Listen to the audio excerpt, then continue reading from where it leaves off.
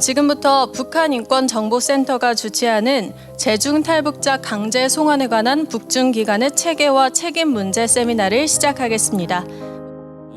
존경하는 기빈 여러분, 그리고 오늘 이 자리에 참석해 주신 모든 분들께 깊이 감사드립니다. 북한인권정보센터 이사장 박종훈이라고 합니다. 오늘 우리는 재중탈북자 강제 송환이라는 중대한 인권 문제를 다루기 위해서 이 자리에 모였습니다. 북한인권정보센터는 탈북민의 증언을 토대로 강제송환 실태를 꾸준히 기록하고 또 공론해 왔습니다. 2025년 6월 기준으로 8,243건의 북중 강제송환 사건을 기록하고 있는데요. 2023년에 강제송환 세미나를 이미 해서 그 구조적 책임을 제기한 바가 있습니다. 이제 그 논의를 한 단계 더 발전시켜서 강제송환 체계와 책임의 주체를 구체적으로 분석하는 단계에 이르렀습니다. 그동안 재중탈북자의 강제송환 문제는 인도주의적 호소의 차원에서 주로 논의되어 왔었습니다. 그런데 이제는 그 구조를 구체적으로 들여다봐야 할 때라고 생각을 합니다. 강제송환은 단순한 국경관리라든지 이주 통제 문제가 아니라 중국과 북한의 국가기관들이 단계적으로 관여하면서 집행해온 또 제도적 조직적인 과정으로 보고 있고요. 오늘 우리는 이 과정에 참여한 기관과 그 역할을 구체적으로 밝힘으로써 책임의 소재를 보다 명확히 하고자 하는 것입니다. 특히 유엔 고문방지협약을 비롯한 국제인권규약은 고문 위협이 존재하는 국가로의 송환을 명확히 금지하고 있습니다. 그런데 그럼에도 불구하고 강제송환이 반복되어 왔다는 사실은 이 문제가 단순하게 외교 현안을 넘어서 국제법상 책임을 물을 수 있는 그러한 문제임을 명확히 보여주고 있습니다. 오늘 세미나는 그런 차원에서 이제 두 가지 차원에서 조명을 하려고 하는데요. 첫째는 사법적인 책임 규명입니다. 재중탈북자 강제 송환은 국제형사법의 관점에서 검토되어야 할 사안이라는 것입니다. 둘째는 비사법적인 책임 규명과 피해 회복의 문제입니다. 책임은 처벌만으로 완결되지는 않습니다. 국제인권규범은 진실규명과 재발 방지 그리고 피해자 보호와 회복을 포함한 포괄적인 책임 이행을 요구하고 있습니다. 강제송환은 법적 쟁점이면서 동시에 한 사람의 삶에 깊은 상처를 남긴 사건입니다. 피해자는 단순한 증거 제공자가 아니라 권리의 주체이며 오늘의 논의는 그 존엄을 다시 확인하는 과정이기도 합니다. 이 논의가 국제사회와 학계, 정책 결정자, 시민사회에 보다 구체적인 활동을 촉구하는 계기가 되기를 바랍니다. 오늘 함께해 주신 모든 발제자와 토론자 그리고 증언자분께 깊이 감사드리고 여러분의 지혜와 연대가 이 문제를 한 단계 더 앞으로 나아가게 할 것이라고 믿습니다. 감사합니다. 존경하는 내외 기빈 여러분, 그리고 북한인권정보센터 관계자 여러분, 안녕하십니까. 전 북한인권국제협력대사 이신아입니다. 제가 대사 임기를 마친 지가 벌써 1년 반이 지났습니다. 오늘 제가 이 세미나 프로그램을 보면서 저희 존경하는 박종훈 원장님, 이사장님 뿐 아니라 엘리자베스 살몬 유엔 북한인권 특별보고관, 그리고 줄리 터너 전 미국 북한인권 특사의 이름을 보면서요. 그 당시 정부랑 민간 그리고 국제사회가 함께 북한 인권 문제 해결을 위해서 고민하고 노력했던 시간들이 참 많이 떠올랐습니다. 그 시간들은 돌이켜보면 단순한 외교적 공조가 아니라 인간의 존엄을 지키기 위한 공동의 책임을 확인하는 과정이었다고 믿습니다. 저는 재임 시절에 종종 북한 인권 문제가 국제 정치나 국내 정치의 흐름에 따라 스위치처럼 켜졌다 꺼지는 현실을 지향해야 된다고 반복적으로 지적했었습니다. 왜냐하면 인권은 결코 선택적 의제가 아니기 때문입니다. 상황에 따라서, 특히 정치적 상황에 따라서 조정되는 정책 수단이 아니라 지속적으로 지켜야 할 보편적 가치라고 생각합니다. 국제사회의 관심이 약해질수록 가장 고통받는 이들은 스스로 목소리를 낼 수 없는 사람들이기 때문입니다. 최근에 복합적인 국제정세 속에서 북한과의 관계 관리가 강조되면서 다시 한번 인권 문제가 주변으로 밀려나는 듯한 분위기가 많습니다. 지난 3월 3일은 북한인권법 제정 10주년이 되는 날이었습니다. 여야 합의로 제정됐었던 법을 기념하는 국회 행사가 있었는데 현 여당 의원이 단 한 명도 참석하지 않았었던 사실은 인권 문제가 여전히 정치적 이해관계 속에서 흔들리고 있음을 보여줍니다. 북한 인권의 지화와 좁혀지지 않는 인식의 간극은 정말 매우 안타까운 현실입니다. 이러한 시점에서 NKDB가 중국 내 탈북민 강제 송환 문제를 심층 분석하고 강제 송환에 관여한 북중 양국 기관의 구조와 제도적 작동 방식까지 규명한 연구를 발표한 것은 매우 시의적절합니다. 탈북민 문제를 포함한 북한 인권 개선을 위해 꾸준히 노력해 오신 모든 분들, 관계자 여러분들, 우리 윤여상 소장님, 송한나 센터장님, 이번 기회를 빌려 다시 한번 깊은 감사와 존경을 표합니다. 강제 북송과 관련한 그동안 국제사회 논의는 주로 피해 사례나 원칙 위반 여부에 집중해 왔습니다. 하지만 이번 연구는 강제 송환을 사건이 아니라 구조 문제로 접근하고 있다는 데 의미가 있다고 생각합니다. 이는 도덕적 비판을 넘어 책임 규명과 정책적 대응으로 나아가는 중요한 진전입니다. 조금 전 이사장님도 말씀하신 것처럼 사법적 책임뿐만 아니라 비사법적 책임 규명을 통한 재발 방지도 매우 중요하다고 생각합니다. 집행기관 구조와 작동 방식에 대한 분석은 강제 송환이 예견 가능한 인권 침해를 수반한 체계적 행위였는지를 판단하는 핵심적인 근거가 될 것입니다. 이는 국제 규범의 신뢰성과 인간 존엄의 본편성을 동시에 시험하는 문제입니다. 이제 우리의 과제는 분명합니다. 연구를 어떻게 정책 변화로 연결해야 할까요? 간단히 세 가지만 말씀을 드리겠습니다. 첫째, 강제 송환 과정에 관여한 기관과 집행 체계에 대한 사실 기반을 국제사회가 공동으로 축적해야 합니다. 축적된 사실은 책임 논의를 가능하게 하고 이것은 재발 방지의 출발점이 될 것입니다. 둘째, 중국 정부에 대해서는 단순한 인도적 호소를 넘어 강제 송환이 국제법 위반이라는 점을 지속적이고 일관되게 제기해야 합니다. 한국과 중국 모두 난민협약 당사국으로서 강제 송환 금지 원칙을 준수할 의무가 있습니다. 이 문제를 지역 안정과 국제 규범의 신뢰라는 틀 속에서 보다 전략적으로 다루어야 합니다. 셋째, 현 우리 정부도 북한 인권과 탈북민 보호를 남북 관계 개선의 부담으로 볼 게 아니라 인권, 안보, 평화, 통일이 서로 연결된 과제로 인식해야 합니다. 북한과의 관계 개선은 특정 정권과의 관계 관리에 머물 수 없기 때문입니다. 그곳에 살고 있는 북한 주민, 곧 우리와 무관한 타자가 아닌 한민족 구성원의 삶과 존엄을 중심에 두어야 합니다. 인권을 배제한 평화는 지속 가능하지 않으며 인권을 존중하는 접근만이 국제적 신뢰를 형성할 수 있고 지금 얼토당토하게 두 국가론을 주장하는 김정은 정권에게도 큰 압박이 될 수 있을 것입니다. 최근 우크라이나에 억류된 북한 병사 2명의 사례 역시 같은 원칙 위에서 보아야 합니다. 이들이 한국 귀순 의사를 밝힌 이상 강제 송환이 되어서는 안 됩니다. 전쟁에 강제 동원된 개인 보호는 국제인도법과 국제인권규범의 기본 원칙에 부합하는 문제입니다. 이는 국가 간 정치 사안이 아니라 개인의 권리와 보호의 문제이며 탈북민 강제 송환 문제와 본질적으로 같은 맥락에 있습니다. 북한 인권 문제는 특정 시기에 특정 정치 의제로 관심을 끌지 않는 사안이 아닙니다. 이는 국제사회의 공동 책임이며 동시에 우리 스스로의 가치에 대한 시험이기도 합니다. 오늘 이 자리가 아무쪼록 북한 인권이라는 스위치를 다시 켜는 자리를 넘어 다시는 꺼지지 않는 지속적 관심과 실천으로 이어지는 계기가 되기를 희망합니다. 다시 한번 뜻깊은 자리를 마련해 주신 북한인권정보센터 관계자 여러분께 깊이 감사드립니다. Forced repatriation of escapees to the Democratic People's Republic of Korea has been one of my deepest concerns as a special rapporteur on the situation of human rights in the DPRK. I have been engaging with the DPRK, China, and other countries, and will continue to address this issue.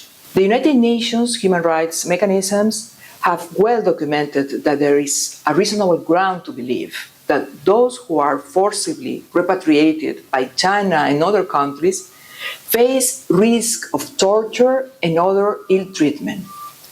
Therefore, forcible repatriation violates the principle of non-refoulement under the Convention Against Torture, the Convention on Refugees, and the customary international law.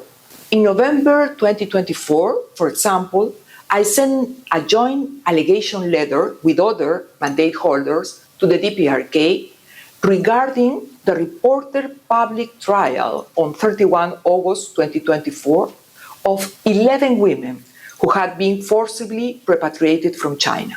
Allegedly, 2 of the 11 women have been sentenced to death on charges of trafficking in persons, operating adult entertainment establishment, prostitution, and insulting the dignity of people. Both women were reportedly executed on the same day.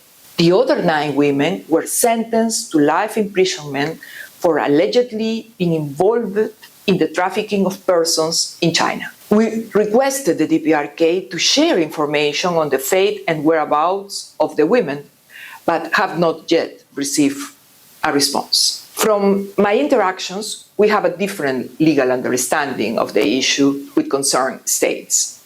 That is a critical issue. However, a number of accounts have revealed it is an imminent and actual threat to life of repatriated North Korean people, the vast majority of whom are women. I welcome NKDB's initiative to give detailed analysis on who are responsible for forcible repatriation. As usual, I am sure that this new publication will be helpful in the public discussion. I would have wanted to participate at the conference in person and discuss with you all. In any case, we must continue to join forces to address this grave concern of forcible repatriation. Thank you for your attention. Hello, everyone. My name is Julie Turner, and I serve as Acting Deputy Assistant Secretary in the U.S. Department of State's Bureau of Democracy, Human Rights, and Labor. I want to start off by congratulating NKDB on their groundbreaking report examining China's forced repatriation of North Korean refugees. The research and documentation captured in this report represent more than pages of data. They create a record that ensures victims' voices are heard and accountability is clearly established. The United States remains deeply concerned by China's forced repatriation of North Korean refugees. This human rights violation exposes North Koreans to persecution, torture, and even death upon return, a practice that sustains the DPRK regime's oppressive system and denies individuals their right to seek safety. Documenting how China forcibly repatriates North Korean asylum seekers informs which institutions and practices bear responsibility, enabling the international community to collectively act and prevent future abuses. For decades, the United States has worked alongside partners and civil society to champion efforts that document the DPRK regime's human rights abuses and support those who have escaped its repression. We remain steadfast in our commitment to promoting the human rights and dignity of the North Korean people, and research and documentation like NKDB's report are essential to achieving this goal.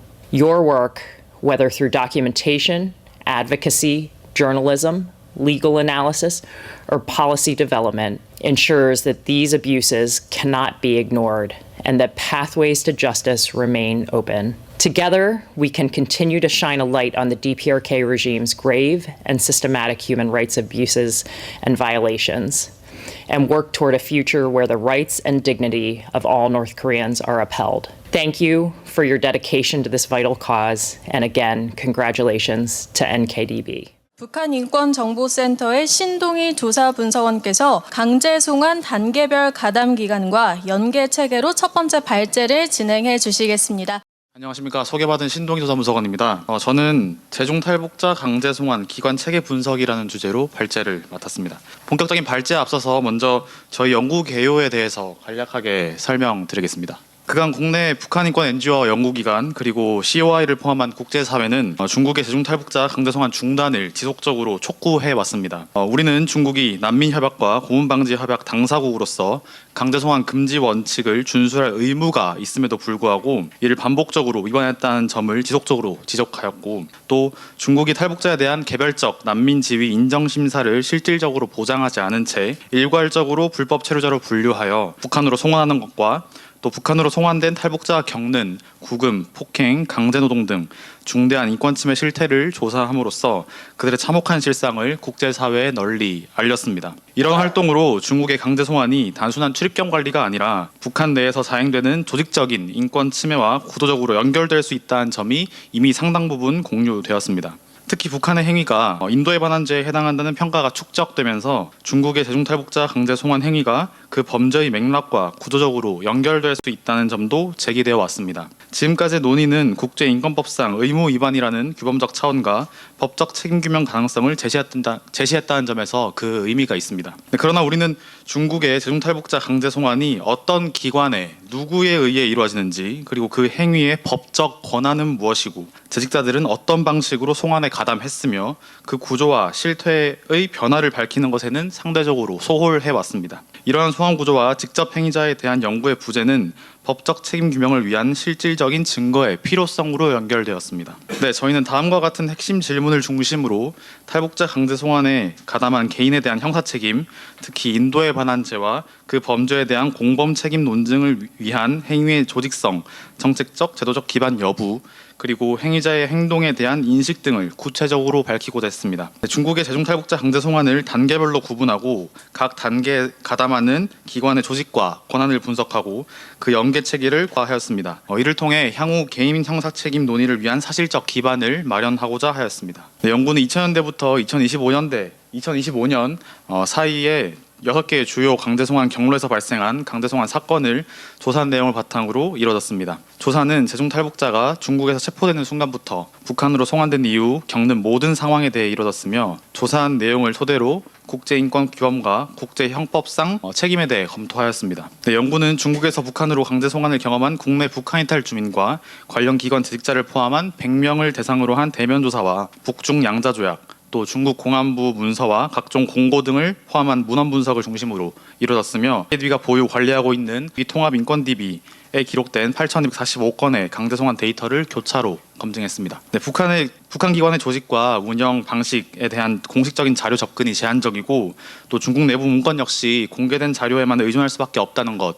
그리고 증언 자료의 시간적 간극과 기억의 신뢰성을 보완하기 위해서 저희는 기관의 체포, 구금, 이송 권한과 관련된 내용은 관련 법령 및 행정 문서와 면접 증언을 교차하여 확인하는 등 불가피한 한계를 극복하기 위해 노력했습니다. 이러한 문제의식과 방법을 가지고 저희가 연구한 내용들을 지금부터 설명드리겠습니다. 잘 아시는 것처럼 중국의 대중탈북자 강제 송환은 크게 7단계로 나눌 수 있습니다. 그리고 각 단계별 책임기관의 종류는 다음과 같습니다. 저는 지금부터 여기 나와 있는 기관들의 조직체계, 그리고 권한과 역할, 그리고 기관 간의 연계성을 설명드리고자 합니다. 강제 송환의 첫 단계인 대중탈북자 단속 체포는 중국의 공안기관에 의해 이루어집니다. 보통 공안기관이라고 하면 우리나라 경찰 조직과 대응해서 많이 생각하시는데, 사실 공안기관은 소방, 형사수사, 변방관리, 철도, 교통 등 다양한 사회유지 기능을 포괄하는 그런 조직입니다. 그 중에서 중국은 이를 부문이라고 부르고, 이 중에서 대중탈북자 강제송환과 같은 업무는 변방 부문에서 담당하고 있습니다. 기관의 수직 체계는 보시다시피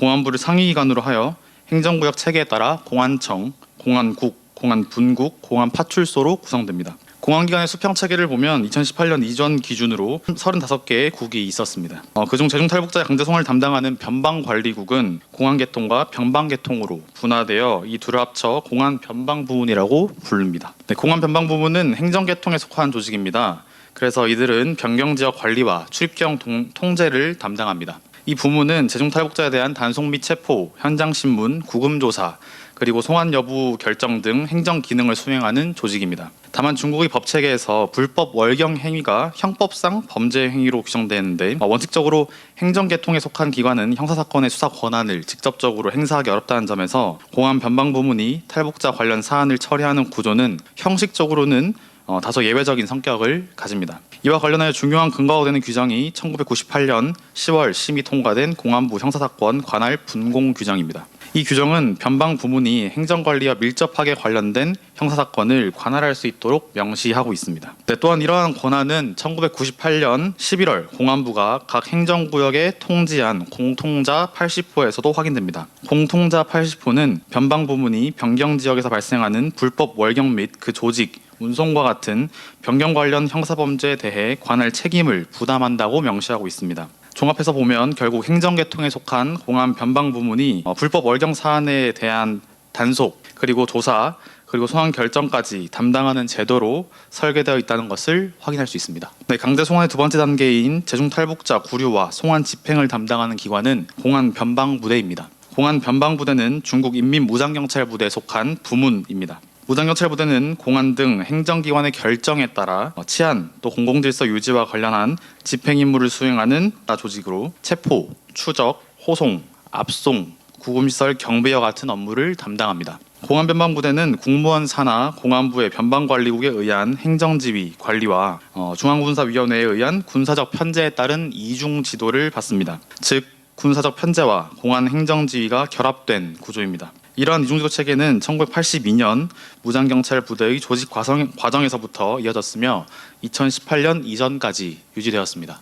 제중탈북자 강제소환 과정에서 공안 변방부대의 역할은 명확합니다. 첫 번째로 공안기관 행정사건 처리 절차 규정에 따라 현급 이상의 공안기관이 결정한 제중탈북자에 대한 출경 송환을 집행하는 역할입니다. 두 번째로는 국경 치안관리 그리고 변방 검사, 미리국 단속 등 변방 업무를 수행합니다. 그러나 역시 수사나 신문, 행정 처분 등의 결정 권한은 없습니다. 마지막으로 구금시설의 외곽 무장 경계를 담당합니다.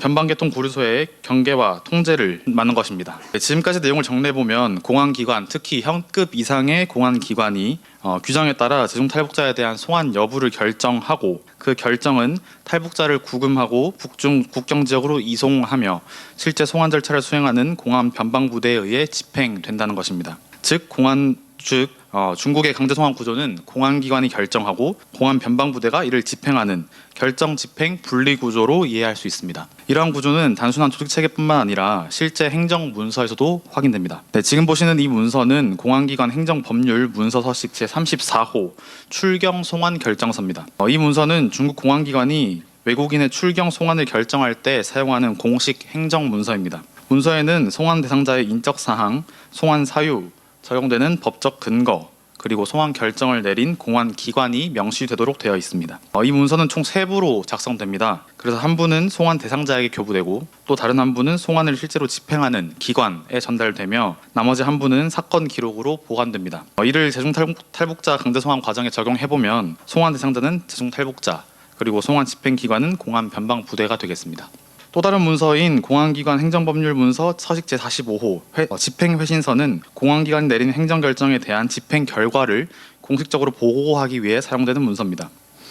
서식 상단에는 서식 상단과 수신기관에는 행정집행을 결정한 공안기관이 명시되어 있고 또 피집행자가 언제 집행시설에 입소하였고 또 기간의 시작일과 종료일이 언제인지가 기재되어 있습니다. 송환 결정서와 집행회신서는 행정결정과 집행기관의 신변 이관 및 집행 완료를 공식적으로 확인 또 확정하는 문서입니다. 결국 이 문서는 공안기관이 결정하고 공안 변방부대가 집행한다는 구조를 보여주는 직접적인 행정 근거라고 볼 수 있습니다. 한편 이러한 결정 집행 행정 구조가 2018년을 기준으로 통합되었습니다.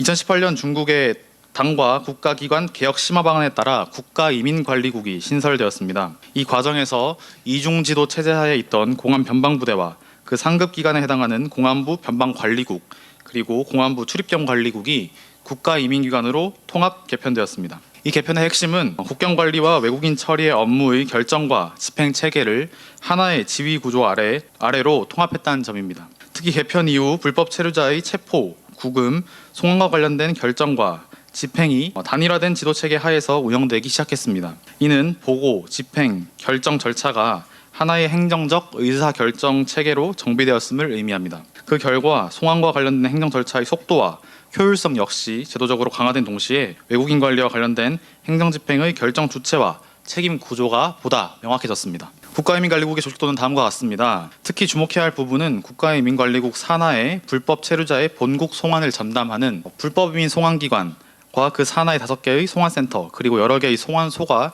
설치되었다는 점입니다. 향후 제중탈북자의 송환 결정과 집행 역시 해당 송환기관에 의해 이루어질 가능성이 상당히 높습니다.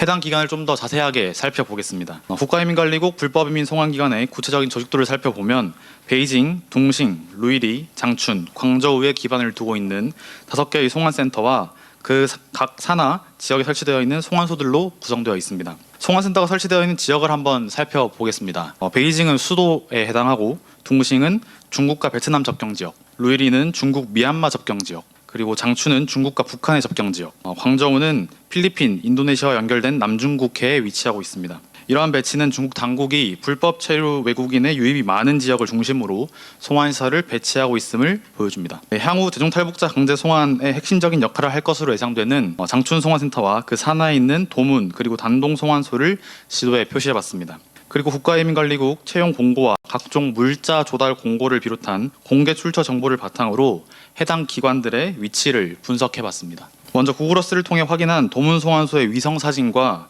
중국 현지에서 2025년 2월에 촬영한 해당 건물의 외관입니다. 해당 사진은 중국 길림성 도문시 G331번 도로상에서 찍힌 사진이고 건물 뒤로 보이는 아파트가 위성상으로는 우측에 위치하고 있는 것을 확인할 수 있습니다. 위성 사진은 구글어스 기준으로 2023년 6월 기준입니다. 다음은 중국 바이두 지도에서 확인한 단둥 송환소로 추정되는 건물의 위성 사진과 2025년 3월에 중국 현지에서 그 외관을 촬영한 사진입니다. 해당 사진은 중국 요녕성 단동시 문양로 인근에서 찍은 사진이며 위성 사진이 찍힌 시기는 알 수 없었습니다. 향후 중국의 대중탈북자 강제 송환 사건이 보고된다면 해당 시설들을 통해 이뤄질 것으로 판단되는 만큼 해당 시설들에 대한 지속적인 추적과 관련된 정보 수집이 필수적입니다. 중국이 송환하는 대중탈북자를 가장 먼저 인계받는 북한 측 기관은 보위부입니다. 보위부는 북한의 안보와 체제 보위를 담당하는 핵심 기관입니다. 조직은 중앙의 국가보위성을 정점으로 도보위부, 시보위부, 군구역보위부로 이어지는 수직적 체계를 가지고 있습니다. 보위부 내부 조직은 크게 두 층으로 구성되는데 조직부, 선전부 등 정치 사업을 담당하는 부서와 정보과 작전과 등 보위 업무를 직접 수행하는 부서로 나뉩니다. 대중탈북자 강제 송환 과정에서 보위부는 송환된 탈북자의 신변을 인수하고 또 조사, 신원 확인, 사상 검증을 수행하는 핵심 기관으로 기능합니다. 탈북 사안이 단순한 출입경 위반이 아니라 정치적 위험성 평가와 결합된 사안으로 취급되기 때문입니다. 특히 북중 접경 지역의 보위부는 한국행 시도, 또 중국 체류 중 종교활동 참여 여부, 한국인 접촉 여부 등을 중심으로 조사하는 것으로 보고되었습니다. 보위부가 중국으로부터 탈북자의 신병을 인수할 때 중국에서 탈북자를 조사한 문서를 함께 넘겨봤습니다. 해당 문서에는 중국에서 체포된 탈북자의 기본적인 인적 사항과 중국 내 활동 등이 기재되어 있는 것으로 알려져 있습니다. 이는 중국에서 북한으로의 강제 송환이 문서화된 절차에 따라 처리되는 행정 과정임을 보여줍니다. 지금 보시는 이 문서는 중국 대사관 영사부가 불법 월경 사건 처리에 관한 의견이라는 제목의 외교 전문을 북한 외무성 영사국에 보낸 문서입니다. 이 전문에 따르면 중국 측은 1958년 당시 북한 측으로 불법 월경한 중국 거주자의 사건 조사와 처리를 원활하게 하기 위해 북한 측에 해당 서식 한 부를 제공하였고 북한 측도 이에 동의하여 중국으로 불법 월경한 북한 거주자 사건 처리에도 해당 서식을 사용할 것을 채택하였다라고 나와 있습니다. 그리고 지금 보시는 이 사진이 해당 공문에 첨부되어 있는 중국과 북한의 불법 월경자 사건 처리에 사용하기로 합의된 서식입니다. 해당 서식을 살펴보시면 송환 대상자의 신원, 그리고 직업, 거주지, 가족 구성, 비법 월경 시점 등뿐만 아니라 송환 대상자가 상대국에 도착한 이후에 보이는 행동 양상까지 기재하도록 되어 있습니다.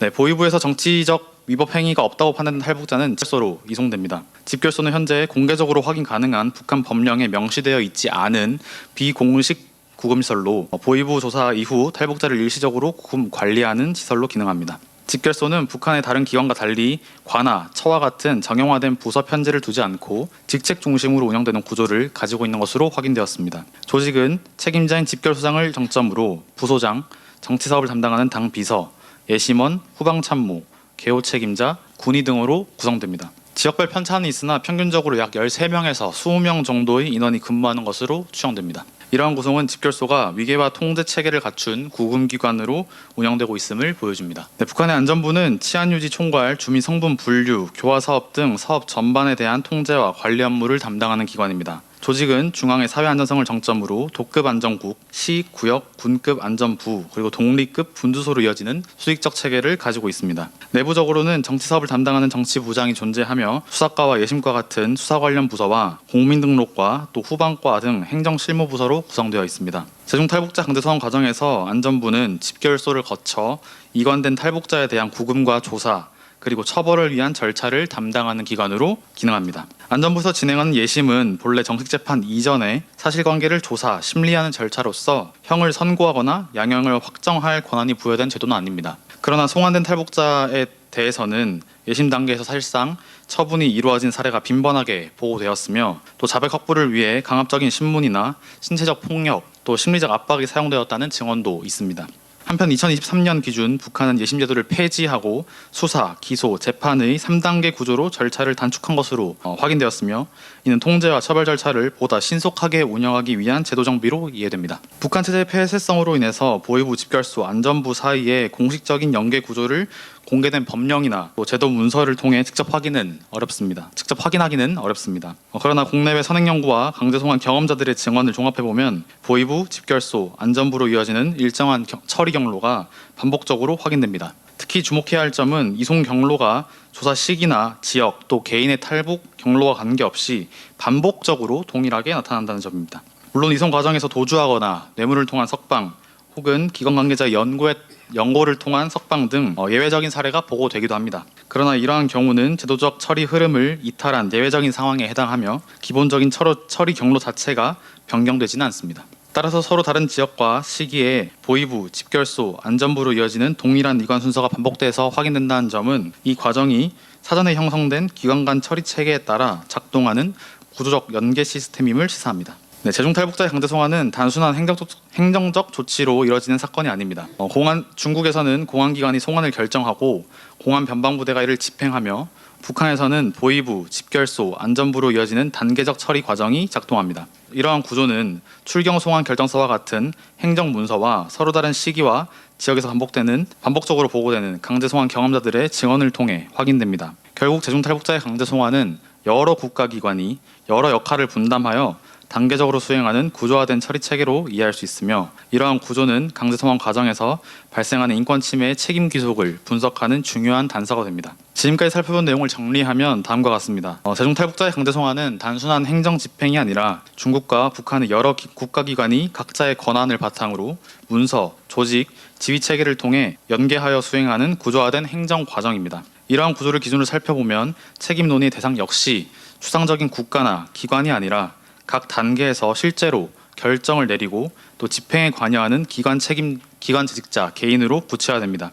중국 측에서는 송환 결정을 내린 각 지역의 현급 이상 공안국장과 탈북자를 체포, 조사한 공안기관 재직자들 그리고 송환을 실제로 집행한 공안 변방부대 지휘관과 관련 인원들이 포함됩니다. 북한 측에서는 송환 직후 조사를 수행한 보위부 재직자들 그리고 집결소를 운영하며 구금과 강제 노동을 관리한 집결소 책임자와 개요원들 그리고 이후 조사와 예심 처벌 과정에서 관여한 안전부 재직자들이 모두 책임 논의 대상에 포함됩니다. 즉 재중탈북자 강제 송환 이후 북한에서 발생한 인권 침해는 특정 개인들의 역할과 기여 속에서 이뤄진 행위며 이들이 그 역할에 상응하는 범위에서 형사적 책임의 논의 대상이 될 수 있습니다. 이에 따른 향후 과제는 크게 세 가지로 정리할 수 있습니다. 첫째로 각 기관 재직자들의 구체적인 역할을 보다 정밀하게 특정하는 작업, 그리고 두 번째로 관련 자료와 증언을 지속적으로 축적하여 법적 증거 기반을 강화하는 작업, 그리고 마지막으로 구조를 바탕으로 실제 책임 이행을 요구하는 작업입니다. 이러한 틀 위에서 구체적으로 로마 규정상 어떤 범죄가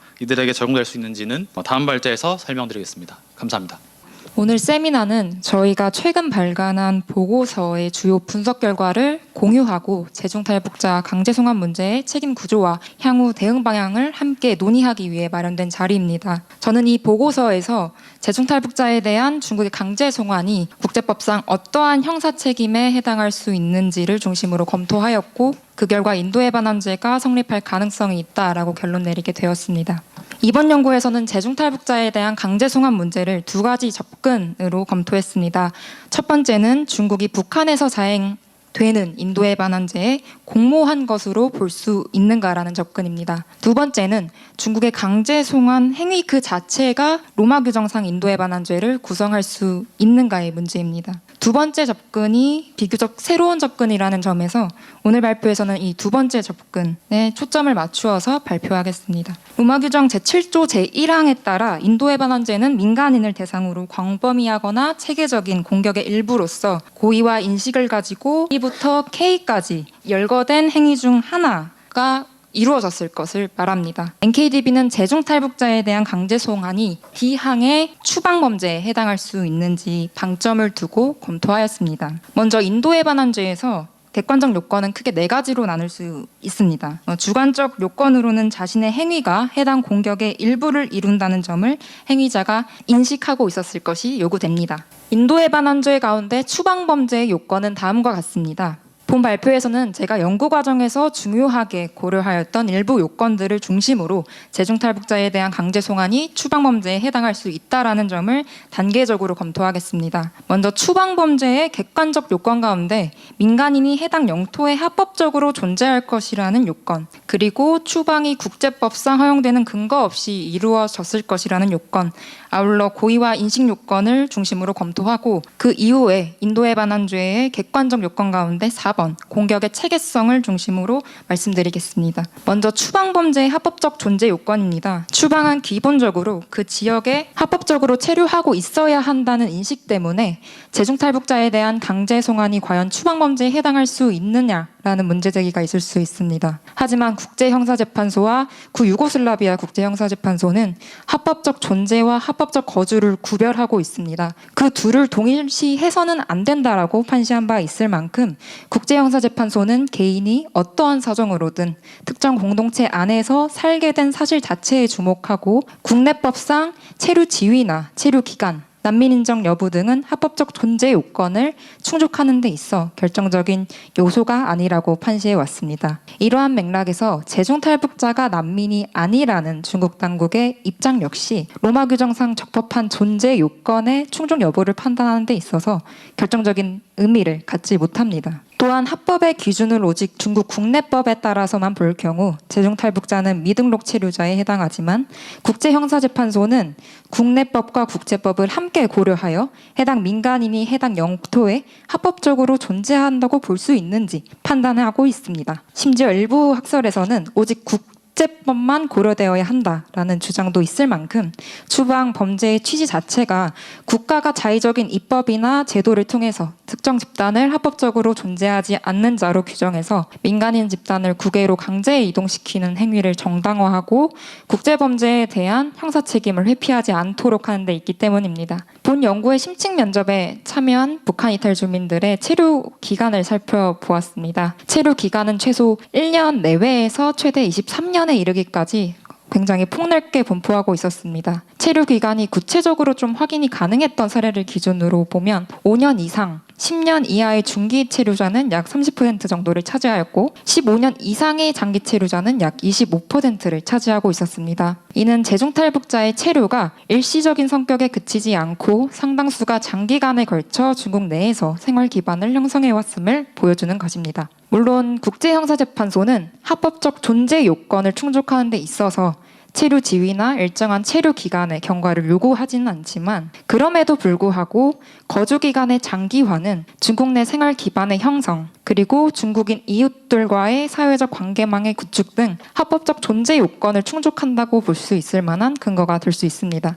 또한 이전 연구에서도 일부 재중탈북자가 중국인 남성과 사실혼 관계에 있고 그 사이에 자녀를 출산했으며 가정이 비교적 화목한 경우 공안기관이 재중탈북자의 신원정보와 생체정보를 등록하여 현지 인구관리 시스템 안에서 관리하고 있다는 사실도 파악한 바 있습니다. 따라서 재중탈북자 대부분이 중국에서 미등록 체류하고 있다는 사실은 부정할 수 없지만 적어도 국제형사재판소의 기준에 따라 합법적 존재 요건을 충족할 수 있다는 정황들은 다양하게 나타나는 것입니다. 다음으로 추방이 국제법상 허용되는 근거 없이 이루어졌을 것이라는 요건입니다. 이때 기준이 되는 국제법은 중국이 비준한 난민협약과 고문방지협약, 인신매매 방지협약뿐만 아니라 중국이 비준하진 않았지만 서명한 알 역시 해당할 수 있습니다. 왜냐하면 로마 규정이 요구하는 것은 특정 조약의 비준 여부가 아니라 국제법상 추방을 정당화할 수 있는 근거가 존재하는지에 대한 여부이기 때문입니다. 이러한 기준에 따라서 보면 중국이 재중탈북자를 북한으로 강제 송환하는 과정에서 국제법상 허용되는 근거 없이 이루어지는 추방은 크게 3가지의 유형으로 나눌 수 있습니다. 첫 번째는 대량 추방 또는 집단 추방의 문제, 두 번째 번째는 추방의 결과가 개인의 기본권을 침해하는 문제. 세 번째는 추방 과정에서 절차적 보장이 준수되지 않는 문제입니다. 특히 유엔은 외국인에 대한 대량 추방 또는 집단 추방을 금지하고 있습니다. 이는 외국인이 본국으로 송환되었을 때 박해받을 위험이 있는지에 대한 여부가 개별 심사를 통해 판단되어야 하는데, 대량 추방 또는 집단 추방은 이러한 개별 심사를 실질적으로 보장하기 어렵게 만들기 때문입니다. 그러나 중국은 공안기관과 무장경찰 부대의 행정적 효율성 등을 이유로 국적과 성별을 기준으로 자국에 도움되는 재종탈북자가 아닌 경우 북한으로 대량 추방하는 방식의 강제송환을 집행해 왔습니다.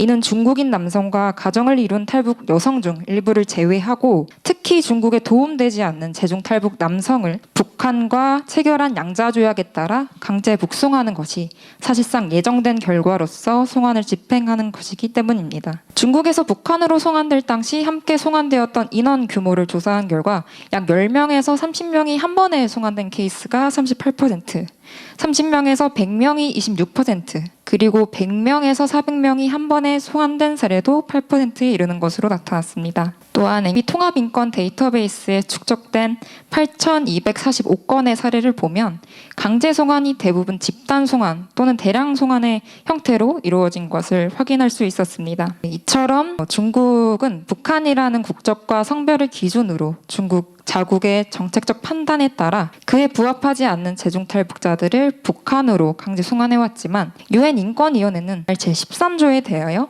외국인을 특정 범주로 나누어 차별적인 추방을 적용해서는 안 된다고 해석한 바 있습니다. 흥미로운 점은 실제로 143개국이 대량 추방이나 집단 추방을 명시적으로 금지하는 다자조약들 가운데 적어도 하나를 비준하고 있는데요. 이러한 협약을 비준하지 않은 중국과 이란조차도 집단 추방의 금지를 지지해 왔다는 점입니다. 실제로 유엔 제57차 국제법위원회 회의에서 중국 대표단은 집단 추방이 대부분 차별적인 성격을 띠고 있으므로 국제법상 금지되어 있다라고 발언한 바 있습니다. 중국이 미등록 체류 외국인을 국적을 기준으로 범주화하고 추방을 차별적으로 집행하는 문제는 중국 정부가 외국인 인신매매 피해자에 대한 보호 정책에서도 더욱 분명하게 나타나고 있습니다. 중국은 북한을 포함한 총 14개국과 접경하고 있기 때문에 인신매매 범죄가 큰 사회 문제에 속하고 있는데요. 2019년에 중국 공안부는 외국인 인신매매 피해자가 중국 체류를 자발적으로 희망하는 경우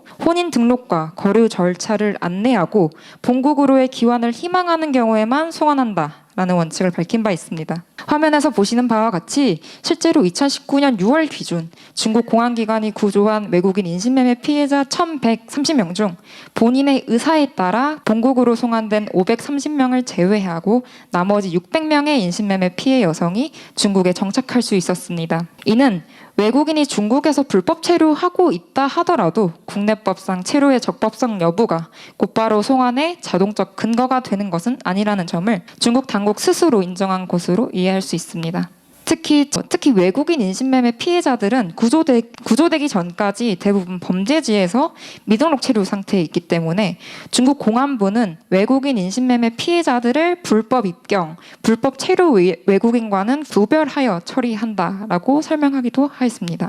그러나 중국은 북한 국적의 외국인 인신매매 피해자에게는 이러한 보호 정책을 적용하지 않고 있습니다. 실제로 1955년부터 2011년까지 중국과 북한이 체결한 국경관리에 관한 양자조약을 검토한 결과 양국의 국경협력 사안으로 규정된 여러 문제 가운데 여성과 아동의 인해는 어디에도 명시되어 있지 않았습니다. 반면 중국이 동남아 국가들과 체결한 국경협력 조약에서는 여성 아동의 납치, 인신매매, 나아가 매춘 문제까지도 명시적으로 규정하고 있었습니다. 재종탈북자 여성 대부분의 상당수가 인신매매 피해자에 해당할 수 있음에도 불구하고 중국이 외국인 인신매매 피해자 가운데 북한 국적자에게는 보호 여부를 달리 적용하고 있음을 더 강하게 보여주는 것입니다.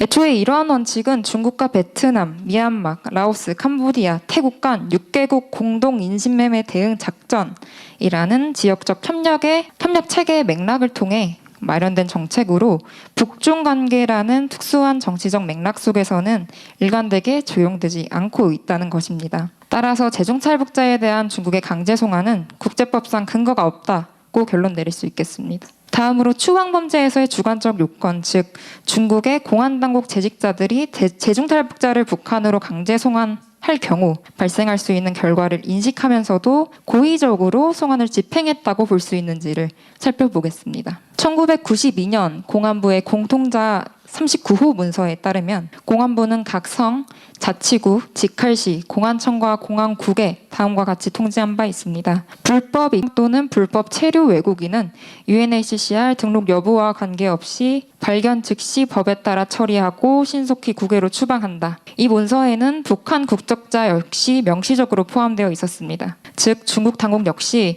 불법 체류 외국인 가운데 난민에 해당할 수 있는 사람이 존재할 수 있다는 점을 인식하고 있었음에도 불구하고 UNHCR 등록 여부와 관계없이 고의를 가지고 일률적으로 송환을 집행해 왔음을 보여주는 자료입니다. 본 연구의 심층 면접에 참여한 북한 이탈 주민의 증언에서도 중국 공안당국과 모장경찰 부대 재직자들은 재중탈북자가 북한으로 강제 송환된 이후에 북한에서 인권 침해를 당한다는 사실 역시 인식하고 있었던 것으로 보여집니다. 다음으로 인도에 관한 죄의 요건 중 공격의 체계성 요건입니다. 국제형사재판소에서 이 체계적이라는 말은 폭력 행위의 조직된 성격과 우발적으로 발생하였을 가능성이 낮다라는 점을 의미하는데요. 특히 ICC는 체계성을 세 가지로 나누어 설명하고 있습니다. 첫째, 민간인에 대해 항상 동일한 효과를 발생시키고자 하는 일련의 행위 반복. 둘째, 동일한 범행 수법의 사용. 셋째, 피해자들이 지리적으로 광범위하게 유사한 방식으로 취급될 것입니다. 재중탈북자에 대한 중국의 강제 송환이 체계적으로 이루어졌다는 점은 앞서 신동희 조사분석원이 설명한 내용뿐만 아니라 북중 사이에 체결된 국경관리 관련 양자 조약에서도 확인할 수 있었습니다.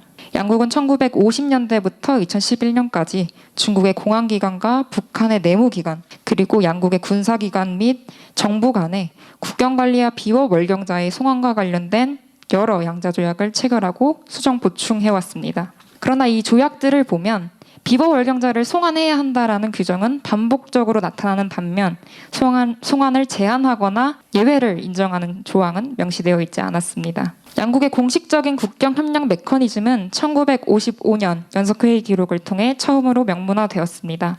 해당 기록에 따르면 양국은 변방 총대표 1명, 변방 부총대표 3명에서 5명, 그리고 일정 수의 변방 대표를 두어 비버 월경자 관련 업무를 위계적으로 조직적으로 처리하도록 합의하였습니다. 변방 총대표는 비버 월경자의 문제를 총괄하는 상위 책임자로서 변방 업무의 집행 방침을 조정하고 하위 대표들은 이를 지도 감독하는 권한을 가지고 있었습니다. 지금 시간 관계상 이 나머지 내용들은 보고서에 있기 때문에 참고해 주시면 좋겠고요. 다음으로 이 군의 협력 채널 관련해서 살펴보겠습니다. 양국의 국경관리 협력은 1950년대부터 2000년대 초반까지 중국의 공안기관과 북한의 내무기관을 중심으로 운영되어 왔습니다. 그러나 2003년 중국이 북한과 미얀마 국경 방위 임무를 공안 변방부대에서 군으로 이관하면서 국경관리 체계는 구조적으로 재편되었습니다. 이러한 변화에 따라 양국은 2004년 군사기관 간 합의서를 체결해서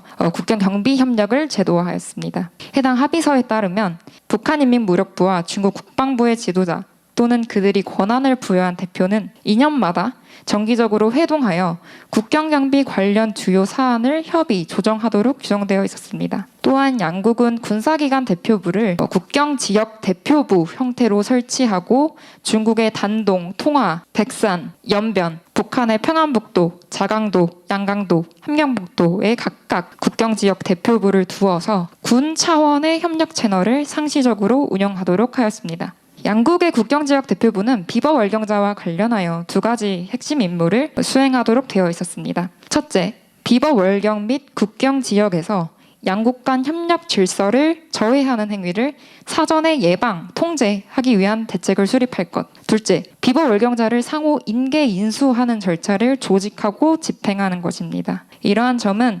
재중탈북자의 강제 송환이 조직적이고 체계적인 협력 메커니즘에 따라 집행되어 왔음을 보여주는 중요한 정황이라고 볼 수 있습니다. 또한 1955년 1998년 그리고 2001년에 체결된 세 차례의 양자조약에서 북한과 중국은 비버월경자를 북중 국경의 특정 통과 지점을 통해서 인계하도록 규정하고 있었습니다. 특히 일부 조약에서는 국경 통과 지점의 운영 시간을 계절별로 구체적으로 합의하기도 하였습니다. 이는 비버월경자 송환이 사전에 합의된 지점, 그리고 시간, 절차에 따라 반복적으로 이루어져 온 제도적 절차였음을 보여주는 정황이라고 할 수 있습니다.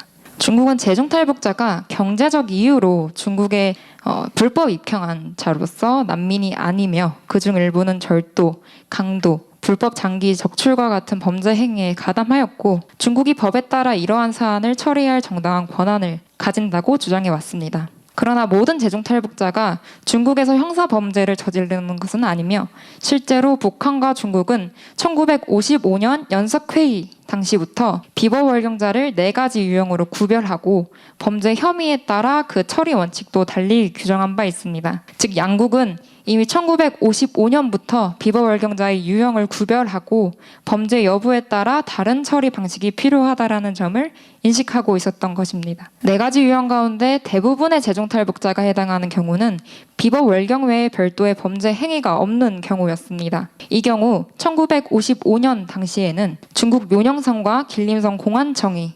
총괄기관으로서 하위의 시현 공안기관이 제중탈북자를 체포하고 조사한 뒤 북한으로 송환을 집행하는 구조로 운영되었습니다. 다만 앞서 말씀드린 바와 같이 2004년 이후에는 비버월경자의 송환 집행기관이 공안기관에서 군사기관으로 되었습니다. 즉 시기별로 송환을 집행하는 기관은 변화되었지만 체포 조사 이후 북한으로 인계 송환되는 구조 는 지속적으로 유지되어 왔다고 볼 수 있습니다. 또한 제중탈북자를 체포 조사하고 상호 인계하는 지역 단위 역시 1955년 연석회의 기록을 통해 사전에 합의되어 있었습니다. 중국 요령성 길림성 시현이라고 적혀놨는데요. 그 시현에 해당하는 지역들이 바로 이 지역들인 겁니다.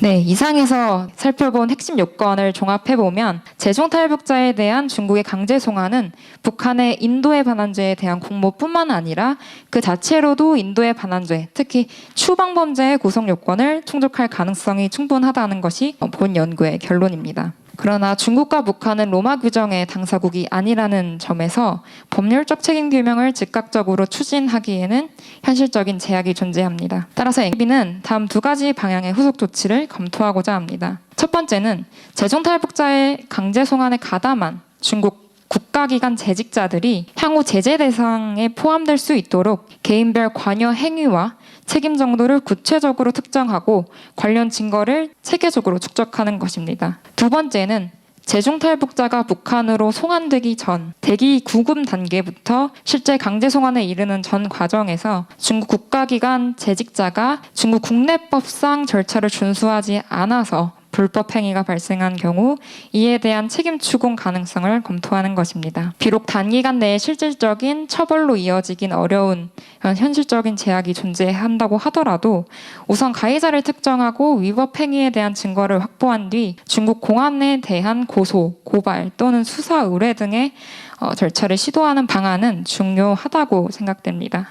특히 현재 국제사회에서 중국 국가기관 재직자들에 대한 제재는 홍콩 국가보안법 관련이나 신장지역 위구르 인권 탄압 등과 관련된 사안이 대부분이고 현재까지 제중탈북자의 강제 송환을 이유로 중국 국가기관 재직자가 제재 대상에 오른 사례는 단 한 건도 확인되지 않고 있습니다. 그러나 중국에서 강제 송환을 경험한 피해자들 대부분은 책임의 가시화를 강하게 희망하고 있습니다. 중국에서 강제 송환을 경험한 북한 이탈 주민 62명을 대상으로 책임 인식을 조사한 결과 응답자의 91.9%가 가해자 및 관련 기관 재직자에 대한 처벌이 필요하다고 응답했습니다. 책임 소재에 대해서는 중국과 북한의 공동 책임이라는 응답이 45.2%로 가장 높은 비중을 차지하였고 중국의 단독 책임이라는 응답도 38.7%로 뒤를 이었습니다. 응답자 가운데 77.6%는 조직 책임자를 대상으로 책임을 물어야 한다고 답했습니다. 네, 응답자 가운데 58%가 법률적 책임 규명을 선호했고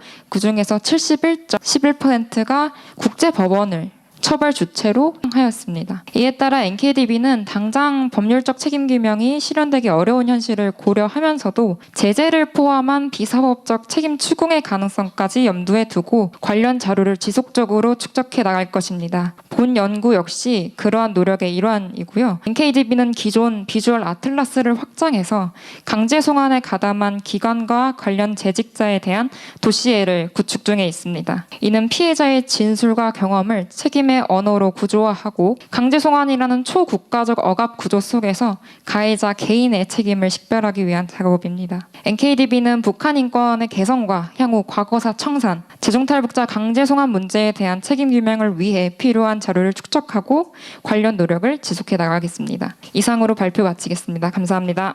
본격적으로 2부를 시작하겠습니다. 오늘 세미나의 좌장을 맡아주신 NKDB 북한인권기록보존소 윤여상 소장님께 진행을 부탁드리면서 마이크 넘겨드리겠습니다. 네, 감사합니다. 오늘 이렇게 많은 분들이 와주셔서 더욱 감사드리고요. 우리 국내 분보다 우리 해외에 베이스를 가지신 분들이 더 많이 와주셔서 특히 감사드립니다. 앞에 우리 두 분의 저자의 발제를 들으셨기 때문에 오늘 어떤 주제, 어떤 내용이 다루어지고 있는가는 충분하게 이해를 하셨을 것 같습니다. 사실 제가 30년 전에 중국에서 탈북자분들의 실태 조사를 하고 또 강제 송환도 그 자리 제가 직접 참여한 적이 있는데 목격을 한 적이 있는데요. 그래서 그 내용을 책자로 발간하고 여러 곳에 발표를 해왔었는데 지금 30년이 지난 지금까지도 그 문제를 해결을 못하고 있습니다. 저희 NKDB가 갖고 있는 사건 8만 5천여 건 중에 20% 정도가 발생 지역이 중국입니다.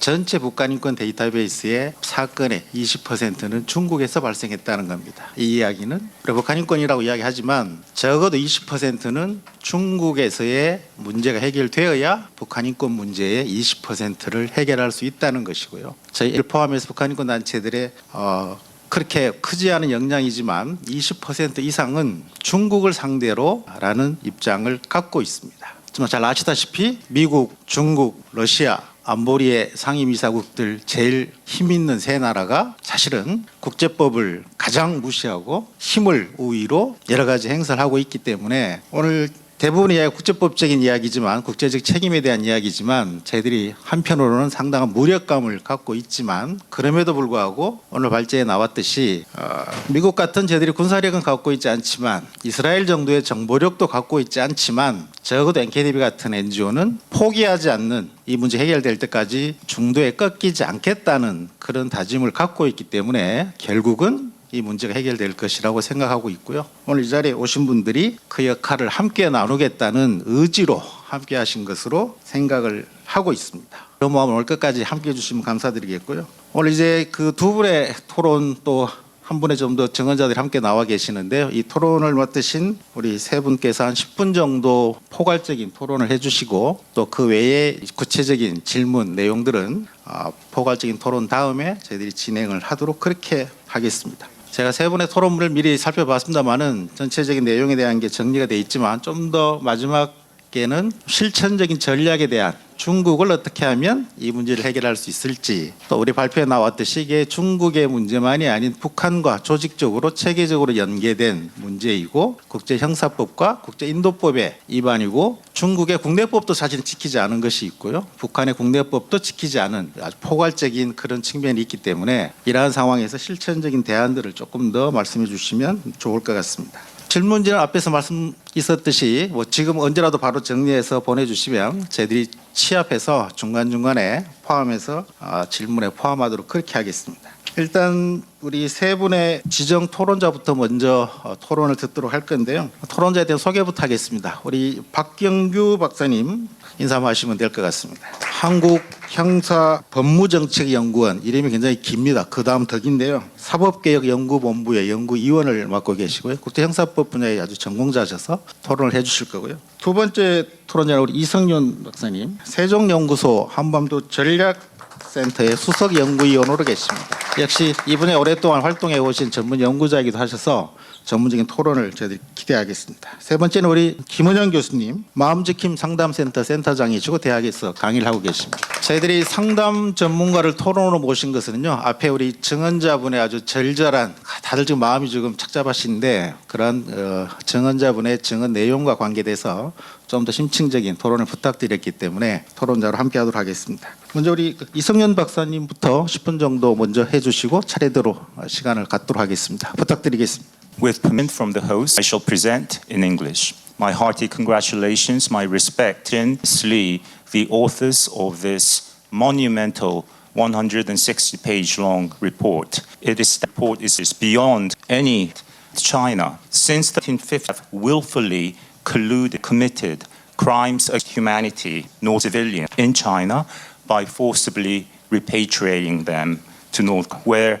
severe punishment await them, include torture and other inhumane acts. 63, the North Criminal Code. The report also is that the detainment enforceable in China meet the legal definition of crime against humanity, Article 7 of the International Criminal Court. Acts which are, quote, committed of a widespread or static against any civilian population, knowledge of the full perpetrators committing. The decade-old history of the wide systematic attack on the North civilian population in China and the mutual agreement signed by China calling for this forcible repatriation, pages 24 to 22, they reveal ties degrading, discriminatory treatment of North nationals with intent to inflict physical, psychological stage of process on either side of the border. The inhumane treatment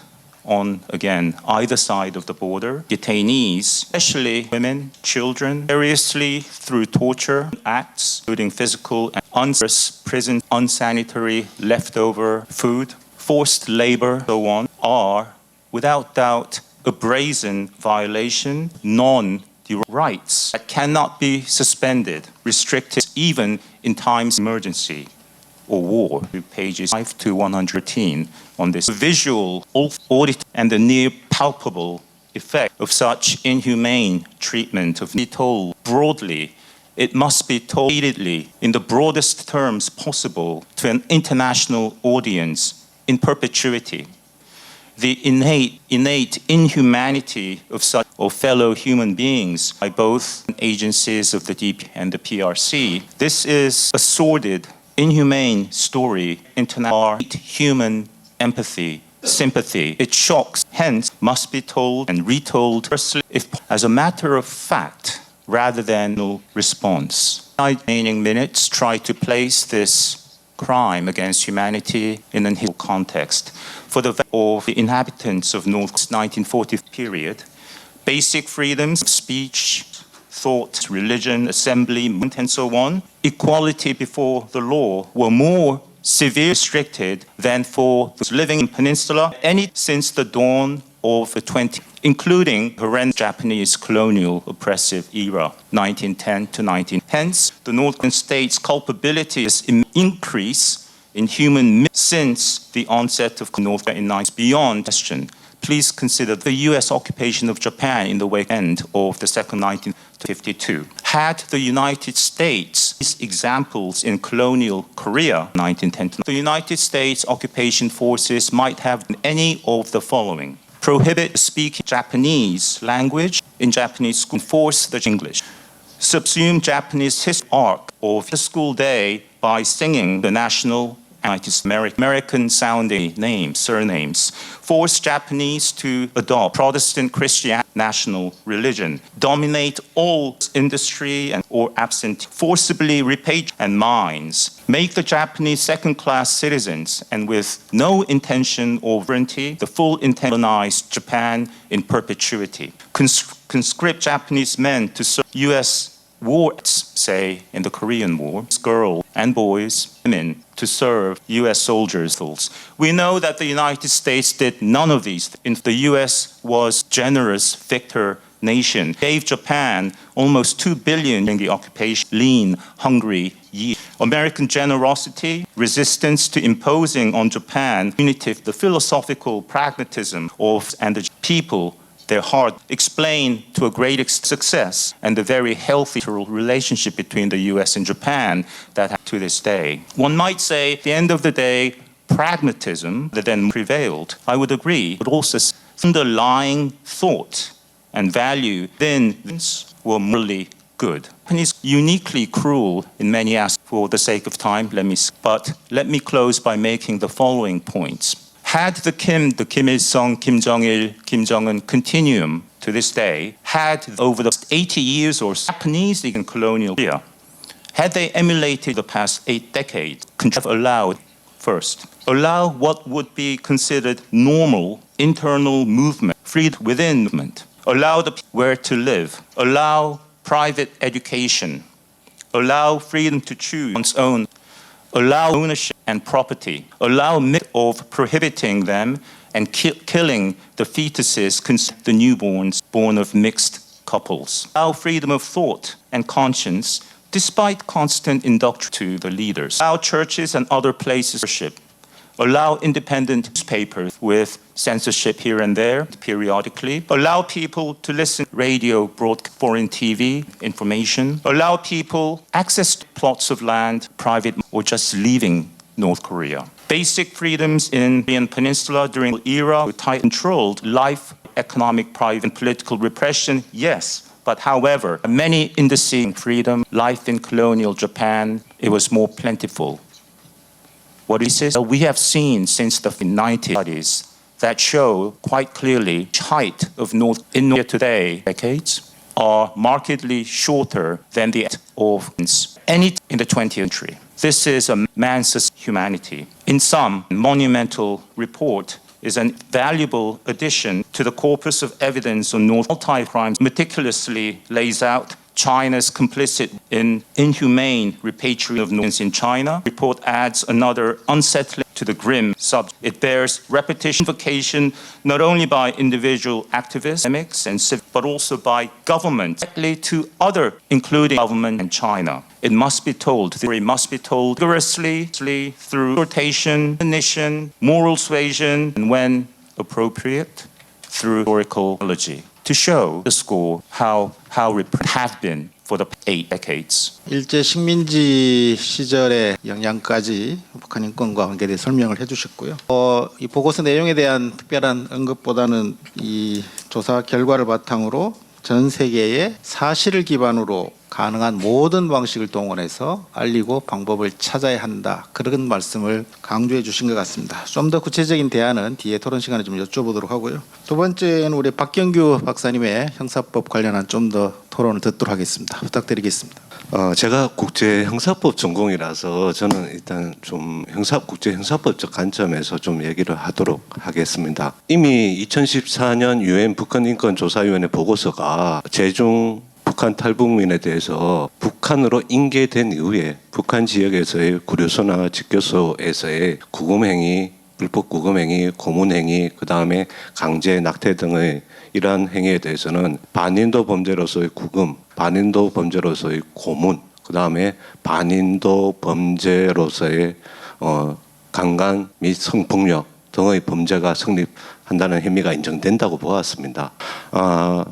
그러나 이에 반해서 중국의 탈북민 강제 송환 행위 자체에 대해서는 지금까지는 주로 이 행위가 고문 방지 협약 등과 같은 국제 인권 규범에 반한다는 점 위주로 다루어져 왔었지, 이러한 행위 자체에 반인도 범죄라는 국제 범죄가 성립하는가의 위주로 다루어지지는 않았습니다. 하지만 발표자께서는 보고서와 그리고 발표를 통해서 이 점에 대해서, 그러니까 중국의 강제 송환 행위 자체가 반인도 범죄에 해당할 수 있는가를 집중적으로 다루면서 이를 위해서 강제 송환 행위에 관련되는 중국과 북한의 관련 기관들, 그 다음에 각 기관의 역할, 그 다음에 송환 경로, 그리고 송환의 메커니즘에 대해서 자세하게 분석하고, 그 다음에 송환 후에 중대한 인권 침해 행위 실태에 대해서 분석하고, 그 다음에 강제 송환 행위 자체에 대해서 반인도 범죄가 성립할 수 있는가에 대해서 검토하고 있습니다. 이러한 것은 자료 수집의 어려움이나 이런 것들도 있을 텐데 있음에도 불구하고 상세하게 분석하고 있을 뿐만 아니라 단순히 중국의 강제 송환 행위가 국제 인권 규범에 반한다는 것이 아니라 이것이 국제 형사법상의 한마디로 가장 중한 범죄라고 하는 국제범죄에 해당한다는 것은 그만큼 더 중한 범죄 행위라는 것을 말하는 것이기 때문에 현실적으로 중국에 대해서 어떤 알수나 이런 것들이 쉽지 않았지만은 중국에 대한 중국 정부에 대한 좀 더 강한 압박이나 그런 수단이 될 수 있을 것이기 때문에 두 분의 발표는 매우 귀중한 자료라고 생각합니다. 다만 이에 대해서 저는 좀 형사법 측면에서 조금 보완적인 그러한 코멘트를 드리고 싶습니다. 두 가지 점인데 첫 번째는 발표자께서는 반인도 범죄 강제 송환 행위 자체가 반인도 범죄로서의 추방죄가 성립하는지 이렇게 하셨는데 이렇게 검토한 이유는 외관상 강제 송환 행위는 외관상으로는 불법 체류자에 대한 강제 추방의 형태를 띠고 있지만은 실질적으로 보면은 탈북자를 일괄적으로 경제적 사유로 인한 탈북자로 봐서 난민 심의 기회 자체를 아예 원칙적으로 차단하고 있는 점. 그다음에 송환되는 경우에는 고문 등의 우려가 있음에도 불구하고 송환함으로써 국제인권규범상의 강제 송환 금지 원칙을 반하고 있는 점. 그다음에 송환 과정에서 장기간 구류구금, 열악한 구류구금 상황, 그다음에 송환 일정 통지 없이 하는 것들, 이러한 적법 절차 위반이 이루어지고 있다는 점.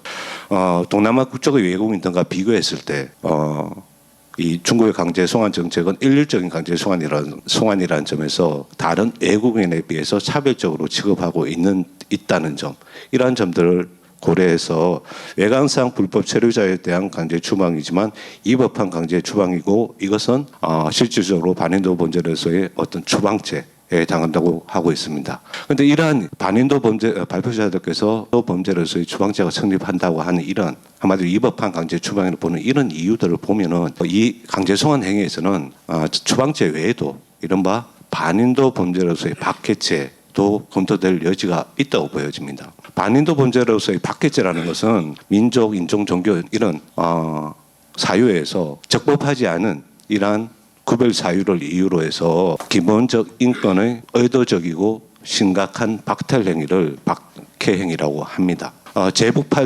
제중 탈북민이니까 민족, 국가에서 구별되는 사유고 이러한 탈북민에 대해서 일률적으로 강제 송환 정책을 취하고 있다는 것은 다른 외국인들에 비해서 차별적으로 취급하고 있는 것입니다. 28년은 기본적 인권의 심각한 박탈 행위라는 것은 반인도 범죄로서의 개별 행위에 해당하는 것들이라면 예컨대 절멸, 살해 이런 반인도 범죄를 구성하는 개별적 그 로마 규정에 언급되고 있는 그 개별적 행위들은 모두 다 박해죄에서 말하는 기본적 인권의 심각한 박탈 행위에 해당한다고 하고 있습니다. 추방죄가 성립한다고 한다면 그 추방행위는 당연히 박해죄에서 말하는 기본적 인권의 심각한 박탈 행위라고 볼 수가 있는 것입니다. 뿐만 아니라 최근 ICC 판례에 의하면 재산의 약탈 파괴 행위도 기본적 인권의 심각한 박해행위에서 말하는 기본적 인권의 심각한 박탈 행위에 해당한다고 할 수 있다고 하고 있습니다.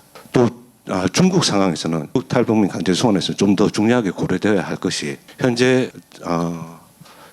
북한 탈북민의 경우 중국 지역에서 조직적인 인신매매라든지 아니면 착취범죄, 성범죄 이런 것들을 당하고 있습니다. 이런 특히 여성 아동들의 경우에 그러하고 그런데 이러한 중국 지역에서 이러한 조직적인 범죄나 이런 피해자의 대상이 되고 있는 탈북민이 대상이 되고 있는 그 근본적인 원인은 무엇이냐 보면은 결국 중국이 일률적인 강제 송환을 조치를 취하고 있으니까 그러한 강제 송환을 되지 않고 하기 위해서 그러한 어려움을 어쩔 수 없이 도주해야 되고 열악한 지위에 있을 수밖에 없다 보니까 결국 그러한 범죄의 피해자가 되고 있는 상황이라고 할 수가 있을 것입니다. 이러한 인신매매 착취 범죄의 피해자가 되고 있는 이러한 행위들은 이러한 상황은 기본적 인권의 심각한 박탈 행위라고 할 수가 있을 것입니다. 이러한 점을 본다면은 중국의 강제 송환 행위 자체는 반인도 범죄로서의 박해죄로도 충분히 검토될 여지가 있어 보입니다. 두 번째로 범죄 가담형 기여범에 관한 언급을 드리면 로마 규정에는 일반 국가 형법상의 규정과 비슷하게 반인도 범죄에 가담한 사람을 일단 정범으로 다루는 것, 그 다음에 공범은 뭐냐면은 많이 알고 계실 것입니다. 교사범, 명령범, 교사범이 있고 그 다음에 보통 방조범이 있습니다. 범행을 도와주거나 지원한 자. 이러한 정범, 그 다음에 교사범, 방조범도 로마 규정도 다 인정하고 있습니다. 근데 특이한 점이 뭐냐면 로마 규정은 25조 제3항 제-D호에서 기타 여하한 방식으로 반인도 어떤 인적 그룹에 의해서 인적 그룹 집단 조직에 의해서 국제범죄 범행에 기타 여하한 방식으로 기여한 자도 처벌된다라고 하고 있습니다. 이걸 기타 기여범이라고 하는데 기타 기여범은 18년은 기타 기여범이 성립되기 위해서는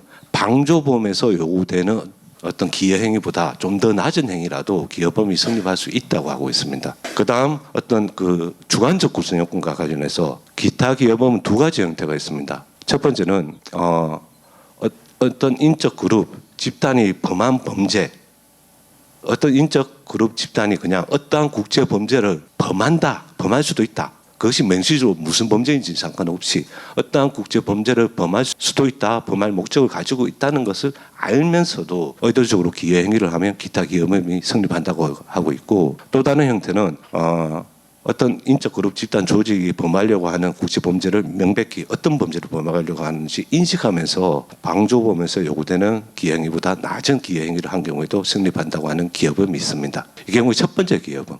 그러니까 단지 구체적으로 어떠한 범죄인지는 상관없이 그냥 어떠한 국제 범죄를 범하려고 한다는 것만 인식하고서 기여 행위를 하는 경우에도 기타 기여범이 성립한다고 하니까, 기타 기여범이라는 것은 어떤 조직, 집단, 국가 권력에 의해서 발생해지는 국제 범죄, 반인도 범죄에서 이런 반인도 범죄의 공범이 성립되는 범위를 아주 입증의 어려움이나 이런 것들을 해결하기 위해서 기타 기여범을 인정하고 있는 것이라고 할 수가 있을 것입니다.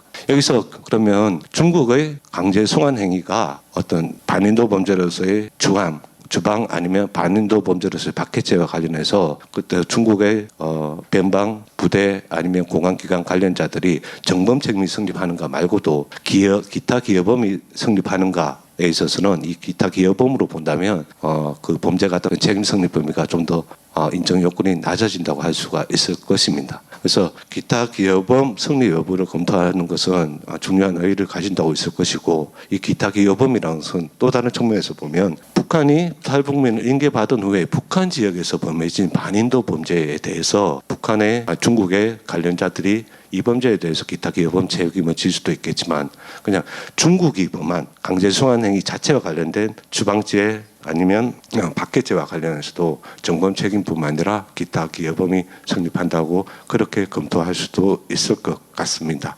저희들이 2014년에 나온 COI 보고서에서 북한 인권 이 범죄가 로마 규정에 의한 반인도적 범죄에 포함된다, 해당된다라는 걸 명시적으로 밝혔는데, 아까 말씀하신 것처럼 중국에서의 탈북민 인권 침해는 사실 그 정도의 표현이 되어 있지 않았다는 것이고요. 그래서 이번에 NKDB가 중국에서 발생한 강제 송환이나 탈북자에 대한 이 범죄 행위도 반인도 범죄에 포함될 수 있다라는 것을 증명하기 위해서 사실 이 보고서를 쓴 건데요. 방금 말씀하신 우리 박경규 박사님의 토론 내용은 여기 중국 관계자분 나와 계시는지 모르겠습니다만은 바짝 긴장하셔야 되는 거죠. 강제 추방죄 라고 하는 항목으로 반인도 범죄에 포함된다라는 것을 지금 증명하는 그런 보고서인데, 우리 박경규 박사님이 검사님처럼 나오셔서 범죄 행위를 추가하셨습니다. 다 들으셨지만 박해죄라고 하는 박해에 대한 죄도 반인도 범죄에 포함될 수 있기 때문에 죄명을 추가하는 게 어떻겠냐는 제안이셨고요. 이 범죄의 가담자들이 정범도 있고 공범도 있고 그렇게 이야기하지 않습니까? 정범, 공범이 있는데 이에서 포함되어 줄 수 있는 것에는 기타 기여자라고 하는 기여범이라고 하는 표현이 있는데, 기타 기여범은 일반 공범보다 훨씬 더 범죄 행위를 인정하는 것이 낮은 수준으로도 범죄자로 규정할 수 있기 때문에 기타 기여범까지를 우리 NKDB에서 연구진이 좀 더 포함할 수 있는 그런 여지가 있는가에 대한 코멘트 겸 질문이었습니다. 이 말은 북한 너희들 이제 뭐 됐다 이런 말이죠. 추방죄만이 아닌 박해죄도 적용할 수 있을 것 같다. 그리고 공범이나 정범이라고 딱히 규정하기 어려운 수준의 좀 낮은 수준의 인권 침해자라고 하더라도 기타 여범이라고 하는 개념으로서 일반 우리 법정보다 훨씬 높은 수준의 처벌을 가할 수 있는 개념이 존재한다라는 걸 말씀해 주셨기 때문에 이 두 개념에 대해서 일단 발제자가 좀 더 설명을 드리도록 하겠습니다. 우리 세 번째 우리 토론은 우리 김은영 마음지킴 상담센터 센터장님이신데요. 앞에서 우리 증언자분 굉장히 어려운 자신의 어려운 사정을 설명하는 게 그 자체가 어렵고요. 또 북한 내에 가족이 남아 계시는 상황이기 때문에 본인에 대한 신분을 공개하는 것도 어렵고, 그럼에도 누군가는 이런 사실을 공유하지 않으면 문제의식이 확산될 수 없고 해결을 촉구하는 것도 어렵기 때문에 어렵게 발걸음을 하셨는데요. 그런 분들의 목소리를 좀 더 잘 전달하고 또 그분들이 좀 더 용기를 낼 수 있고 그러면서도 심리적인 부담을 좀 낮출 수 있는 그런 고민들을 해오셨기 때문에 그와 관련되는 토론을 함께 듣도록 하겠습니다. 부탁드리겠습니다. 네, 안녕하세요. 반갑습니다. 저는 지금 여지껏 이야기된 것과 약간 결이 다른 이야기를 할 수도 있을 것 같습니다. 저는 심리 상담을 하고 있고 심리 상담을 가리키는, 그리고 실제로 탈북민들을 상담하면서 또 상담하시는 선생님들을 슈퍼비전하는 일들을 하고 있습니다. 그래서 제가 이 자리에 온 것 같은데요. 여러분들 지금까지 얘기하시는 것들이 인권 침해 실태를 조사하는 목적이 단순히 사실을 기록하는 작업을 넘어서서 그 과정에서 그 무너진 그 존엄을 좀 복구하고 같은 아픔을 반복하지 않도록 하는 어떤 치유의 여정이 되기를 기대하는 마음들이 있으실 것 같습니다. 그래서 그런 맥락에서 제가 여러분들하고 한 3가지 정도를 얘기 나누고 싶은데요. 첫 번째는 증언자 이야기를 들으시면서 여러분들도 마음에 어떤 울감이나 마음이 같이 무거워지는 경험들을 하셨을 텐데, 실제로 북송 과정에서 심리적 손상이 얼마나 크게 일어나는지에 대한 짐작들은 저희가 다 할 수 있는 것 같아요. 그래서 북송 과정에서 어려움을 겪으셨던 분들이 국내 정착할 때 심리상담 지원이 반드시 필요하다. 이걸 첫 번째로 말씀드리고 싶습니다. 덧붙이지 않아도 북송 과정에서 발생하는 심리적 정서의 손상이 얼마나 심각한지, 그 최소한의 수치심마저 당하는 이 과정에서 그 자아 존중감뿐만 아니라 사람이 느껴야 될 기본적인 것들이 완전히 붕괴되는 경험들을 하시게 되잖아요. 그래서 이분들이 한국에 오셨을지라도 뿌리 깊게 그 자리매김된 트라우마의 흔적이 말도 못할 거다. 이미 여기 계시는 분들은 짐작할 것 같습니다. 실제로 PTSD라고 저희가 이야기하는데, 충격적인 사건을 겪거나 목격한 후에 그 기억이 과거로 저장되는 게 아니라 현재의 위협으로도 계속해서 재생산되는 상태를 우리가 외상후 스트레스 장애라고 하지요. 근데 강제 북송을 경험했던 분들은 강력한 PTSD를 경험할 수밖에 없습니다. 그래서 의도하지 않아도 오늘 증언하신 분도 그 옛날 일을 떠올리면서 다시 이야기할 때 마치 과거의 경험이 현재에 다시 반복되는 것 같은, 이렇게 플래시백으로 다시 생생하게 느껴지는 그러한 경험들을 계속해서 하게 됩니다. 그리고 사건과 관련된 악몽을 반복해서 마시는 분들도 허다하고, 또 이런 분들을 만날 때 사건을 연상시키는 아주 단서들, 작은 단서들, 저희는 알 수 없는 그분들의 경험에서 일어나는 작은 소리나 어떤 작은 냄새, 어떤 특이한 냄새들, 또 어떤 장소의 분위기 같은 트리거가 될 만한 단서에도 아주 극심한 공포를 느끼거나 숨이 쉬어지지 않는 등의 신체적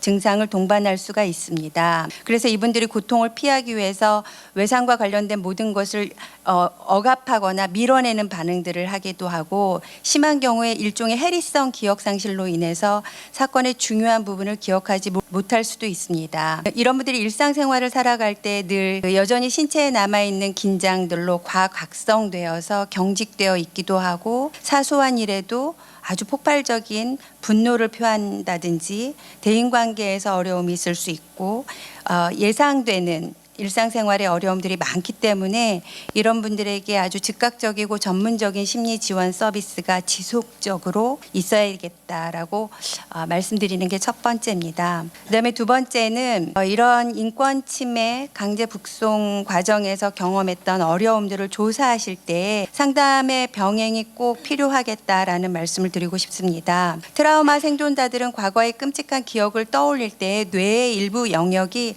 일시적으로 기능이 저하되거나 기억이 파편화되는 경험을 하게 됩니다. 조사 과정에서 조사관이 사실관계 확인이라는 목적에만 매몰될 경우에 피해자들은 단순히 과거를 회상하는 것을 넘어서 공포를 생생하게 느끼는 일종의, 우리가 이걸 심리적 재경험이라고 하는데요. 이런 상태에 빠질 수 있습니다. 그래서 의도하지 않더라도 조사하시는 과정에서 심리학적으로나 신경학적으로 피해자에게 심각한 고통을 주는 2차 가해가 일어날 수 있겠고요. 그리고 조사관들이, 물론 우리 두 분의 조사관님들은 조사관들은 심리상담적인 아주 접근을 병행하면서 조사의 정확성을 올렸던 것들로 제가 이해하고 있는데요. 조사관들이 만약에 피해자의 정서적 준비 상태를 고려하지 않고 구체적인 사실들을 뭐 그때 정확하게 어떤 도구로 맞으셨어요? 그 방안의 상황이 어떠했나요? 라는 어떤 구체적인 사실들을 질문할 때 이게 그분들한테 예상치 못한 어떤 단서, 피해자에게 트리거로 작용할 수가 있다는 겁니다. 그러다 보면 조사자의 의도와 상관없이 이분들의 이 세팅, 조사하는 세팅이 안전해지지 않고 마치 과거의 고문 현장이나 수용소 안에 있었던 것과 동일한 공포 반응을 일으킬 수 있고요.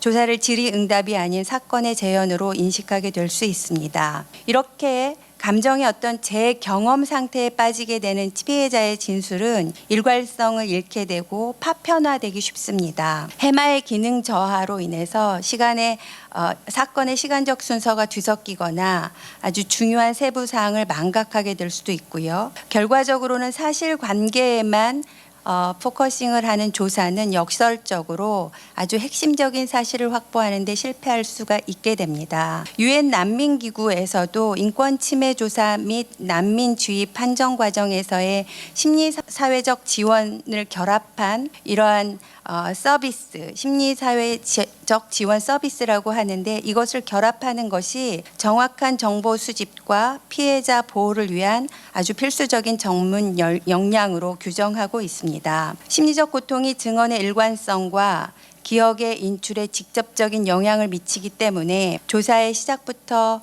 심리적 접근이 병행되어야 한다는 점을 유엔 난민기구에서 명시하고 있습니다. 또 메이스너 등의 연구에 따르면 이분들은 아주 전 세계의 다양한 조사 기법 연구들을 메타 분석한 연구들을 냈는데 강압적인 방식보다 심리적인 라포를 형성하고 이분들에게 심리적인 안정감을 체크하면서 상담적인 접근을 할 때 정확한 정보를 테이크할 수 있는 게 40% 이상 증가했다라는 연구가 있고요.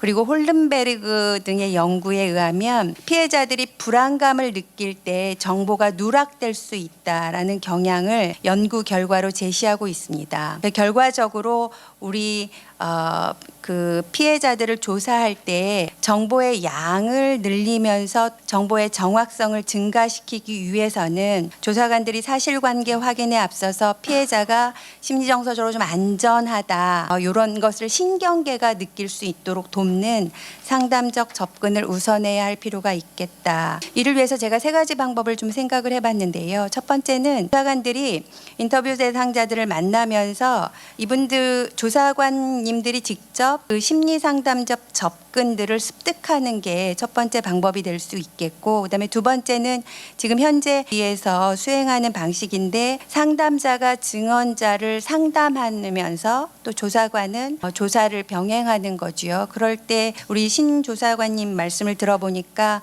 심리 상담이 병행되니까 그 정보도 정확해지고 아주 사실관계도 분명하게 또렷하게 얘기하는 양들이 증가했다라고 말씀해 주시는 것을 제가 들었습니다. 그다음에 세 번째로는 심리 상담자와 조사관이 같이 사실관계를 파악하는 동시에 그 대상자의 비언어적인 반응, 떨림이라든지 호흡곤란 등을 모니터링하면서 필요할 때 즉각적인 안정화 기법으로 개입할 수 있는 세팅이 되겠습니다. 그다음에 세 번째는 좀 짧게 말씀을 드리면 이 조사를 수행하시는 조사관님들이 경험하는 대리 외상 경험이에요. 일종의 여러분들도 오늘 증언자의 이야기를 들으시고 심리적으로 조금 안 좋은 이렇게 무거운 이런 부정적이라고 말씀드리긴 좀 그렇지만 좀 힘들다 이렇게 느끼셨던 분들이 있을 텐데 조사관님들은 이걸 직접적으로 계속해서 조사하는 과정에서 심각한 대리 외상, 아주 잔혹한 사실을 반복적으로 듣기 때문에 대리 외상을 겪을 수가 있습니다.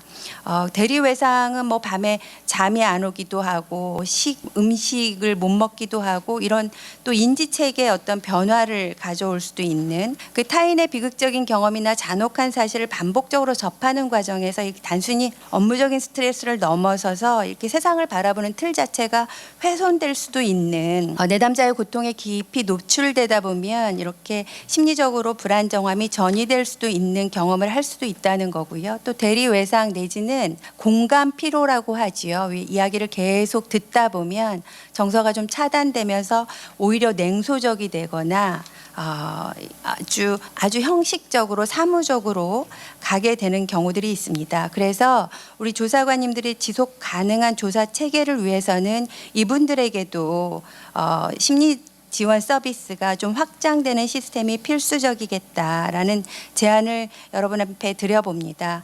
조사관님들의 대리 외상 방지는 그래서 진실 규명의 지속 가능성, 이분들이 계속해서 진실을 지속적으로 규명해가는 가능성과 직결되기 때문에 꼭 필요한 거라고 이렇게 세 가지를 집중적으로 여러분들에게 말씀드려봅니다. 이상입니다. 우리 세 분의 토론 잘 들었고요. 쟁점적인 부분과 또 제언들을 해주셨기 때문에 저희 NKDB가 많은 도움이 될 수 있을 것 같습니다. 플로어에서 들어온 질문과 우리 토론자분들이 하신 내용들을 함께 포함을 해서 제가 우리 발제자에게도 좀 답변을 부탁드릴 거고 토론하신 분들에게도 조금 더 제가 추가적인 질문을 좀 드리고 싶은데요. 이성윤 박사님한테 질문이 몇 개가 와 있습니다. 이성윤 박사님 미국에서 공부하시고 활동하셨다는 게 소문이 나서 그런지 미국의 책임을 다 지금 이성윤 박사님한테 묻는 것 같은 질문인데요. 이런 내용입니다. 이따 답변 겸 해주시면 좋겠고요. 미국이 지금 이민자들을 추방하고 있는데 이런 상황에서 재중 탈북자에 대한 강제 송환 문제 목소리 낼 그런 뭐 입장이나 되냐 뭐 이런 이야기를 시니컬하게 해주셨고요. 뭐 포괄적으로 답변하시면 되는데 좀 더 구체적인 질문이 하나 더 있습니다. 미국의 북한인권법이 지금 제정되어 있지 않습니까? 그래서 지금 중국의 우리 탈북자 강제 북송 문제를 논의하고 있는데 이것을 우리가 중국과 북한 당국에게 이 인권법 잘 준수해라 이렇게 호소하고 있지만 미국의 북한인권법에 의해서 이 중국과 북한의 위반 행위를 정치적 경제적으로 제재할 수 있는 거 아니냐, 가능한지 북한인권법에 의해서 이 문제에 대한 제재 해결이 가능한지를 묻고 있고요. 그게 안 된다면 계속 이렇게 그냥 호소하고 있어야 되는지 좀 더 실질적인 미국 입장에서 좀 더 실질적인 해결 방법이 없는지 그 두 가지 질문이 답변 준비해 주시면 좋겠고요. 우리 신동희 연구원에게는 구체적인 질문이 있습니다. 중국 공안이 탈북민 단속 체포할 때 일종의 미란다 원칙을 고지하는지 그렇지 않다면 이것 자체가 위법 행위로 비판할 수 있는 거 아니냐에 대한 질문이고요. 또 하나는 북한으로 송환된 후에 예심이나 재판 과정에서 변호사의 어떤 협조 등 방어권이 보장되는지 매우 기본적인 질문일 수도 있지만 핵심적인 사항이어서 우리 조사 과정이 이미 확인하신 사항이니까 답변을 해주시면 좋을 것 같고요. 우리 박경규 박사님은 이 구체적인 제안을 해주셨는데 한 가지 더 여쭤보고 싶은 건 기존에 우리 연구진이 제시했던 추방제 외에 박해죄 그리고 가담자들도 기타 범으로까지 더 대상을 확대할 수 있다는 말씀을 해주셨는데 그렇다면 그러한 내용들을 가지고 좀 더 국제사회 ICC를 포함해서 국제사회에서 좀 더 실효성 있고 처벌이나 대안의 가능성이 높은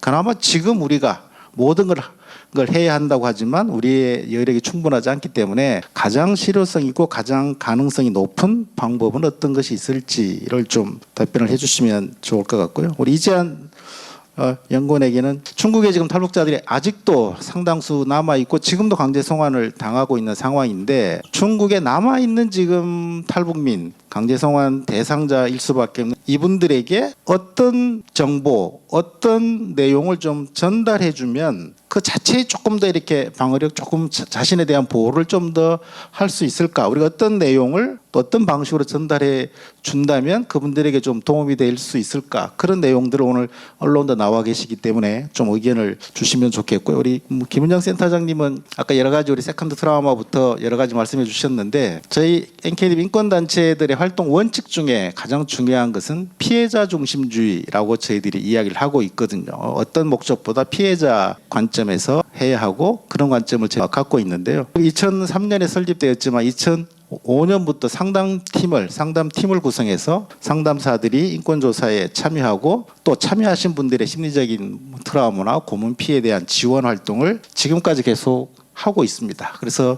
유엔의 고문 피해 기금을 저희들이 10여 년 동안 받아서 지원 활동을 했지만 지금 유엔 사정 아시죠?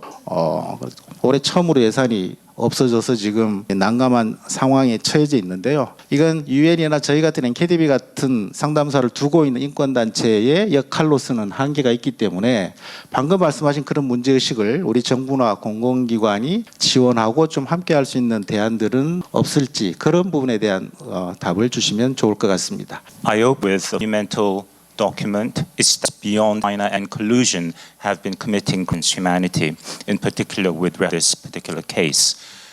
Because I believe that what China is doing meets the standard of humanity, degrees of criminality, slaughter, incident, traffic, or even dating, the degree, I would say clearly, of committing in between the two states.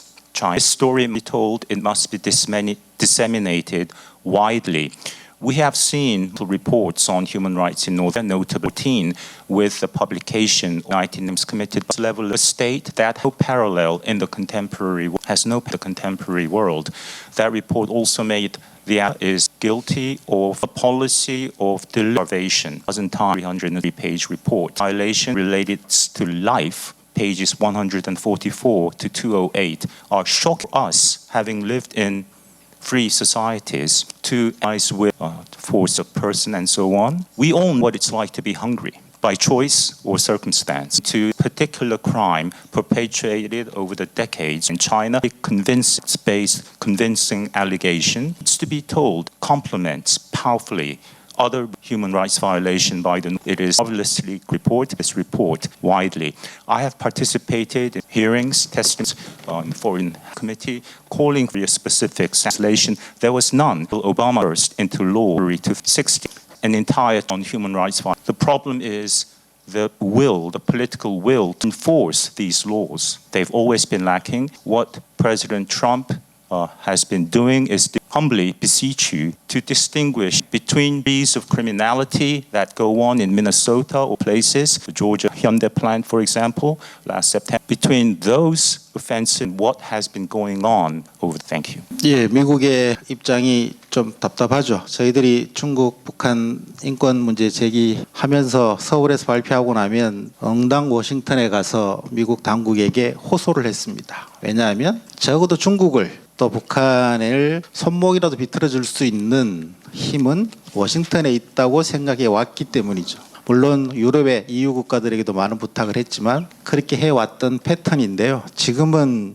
이 전 미국에 가는 것이 고민스러울 정도로 미국의 상황이 많이 달라졌지만 그럼에도 세계 최강의 국가이고 인권과 민주주의를 신봉하는 국가이기 때문에 저희들로서는 여전히 미국에 대한 워싱턴에 대한 활동과 의지를 가질 수밖에 없다는 말씀을 한 번 더 공유하고 싶습니다. 김은정 박사님. 소장님께서 저에게 말씀해 주신 거가 이제 북한 인권단체 이런 활동들을 하시는 분들이 피해자 중심주의를 택하고 있다라고 말씀해 주셨고 저도 실제로 NKDB에서 활동하시는 분들이 정말 피해자 중심주의 명목상이 아니라 피해자 중심주의로 일하고 계신다는 것들을 느끼게 되는데요. 어떻게 하면 더 이 조사관님들과 또 조사관님들에 대해서도 심리 지원 서비스가 있을 수 있고 또 어떻게 하면 또 피해자들, 탈북민들에게 더 심리 지원 서비스가 많이 나갈 수 있을까?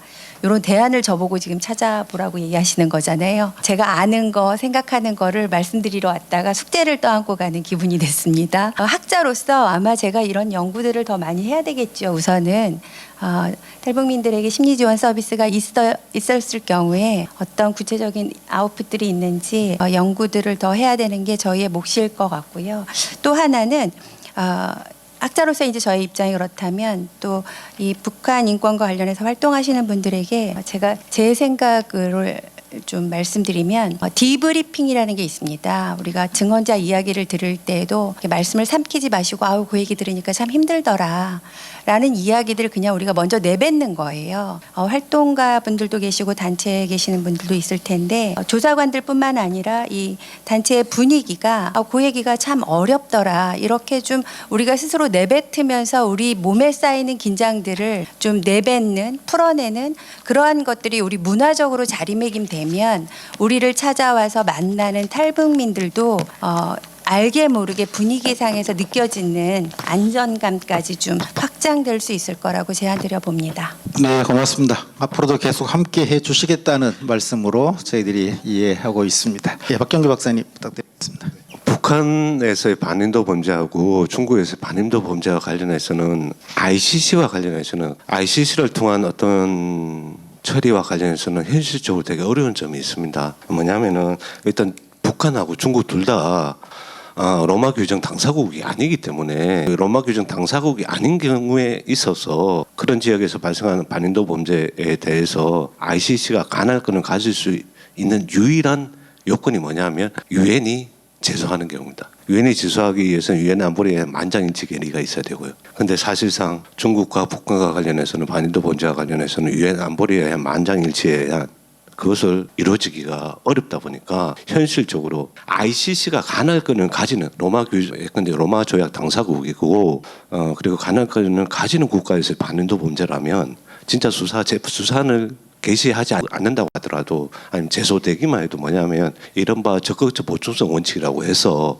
수사를 개시한다 아니면 수사를 할 수도 있다 이런 것만으로도 강한 압박이 되고 그 반인도 범죄 행위나 그런 것들이 이루어지지 않도록 압박을 하는 그런 강력한 수단이 될 수 있지만은 기소가 되지 않고 하더라도요. 시가 관할권을 가질 수 없는 아주 예외적인 지금 북한과 중국에서의 반인도 범죄와 관련해서 가장 어려운 점이 유엔에 의한 제소의 가능성도 사실상 현실적으로 거의 없다고 봐야 되니까 거기에 대한 압박 수단이 그렇게 크지 못하다는 그러니까 그게 문제점인데 그럼에도 불구하고 일단은 유엔 안보리에 대한 어떤 만장일치 통한 ICC의 제소가 현실적으로 이루어지지 어렵겠지만은 첫 번째 일단 중국에서 예컨대 중국의 강제 송환 행위가 반인도 범죄에 해당한다는 것이 명백하다. 아직까지는 지금 논의 단계는 그 정도조차도 아니니까요. 근데 명백하다고 했을 때 물론 현실적으로 만장일치가 쉽지 않지만은 충분히 그 정도 그것도 압박 수단이 될 수가 있는 것이고 명백한 어떤 반인도 범죄 행위가 이루어지고 있다는 것이 명백하고 한데 거기서는 그런 경우는 쉽지 않지만 그렇게 경우에 할 수도 있다. 안보리 유엔을 통해서 그러한 압박 수단으로 좀 작용할 수 있다는 그것이 있을 테고 둘째는 로마 규정 당사국이 아니고 뭐 하고 하더라도 시에서만 반인도 범죄, 국제 범죄를 소추할 수 있는 것이 아니라 사실 개별 국가가 소추할 수도 있습니다. 물론 그 개별 국가가 세계에서 가장 강한 국가 아니면 그런 국가를 상대로 하는 것이 쉽지는 않지만 근데 우리나라도 어떤 중국과의 관계나 그런 것을 통해서 지금 쉽지 않죠. 근데 이것이 명백하게 하고 하다면은 명백한 반인도 범죄 행위고 할 때 다른 개별 국가에 의해서 그러한 개별 국가 법원에 의해서 그것을 단지 소추하고 아니면 그것을 수사하고 한다. 는 것만으로 실제 현실적으로 그게 수사가 이루어지고 뭐 하고 하지 않는다고 하더라도 그러한 어떤 작용을 통해서도 그 중국 정부에 대한 압박 수단으로 충분히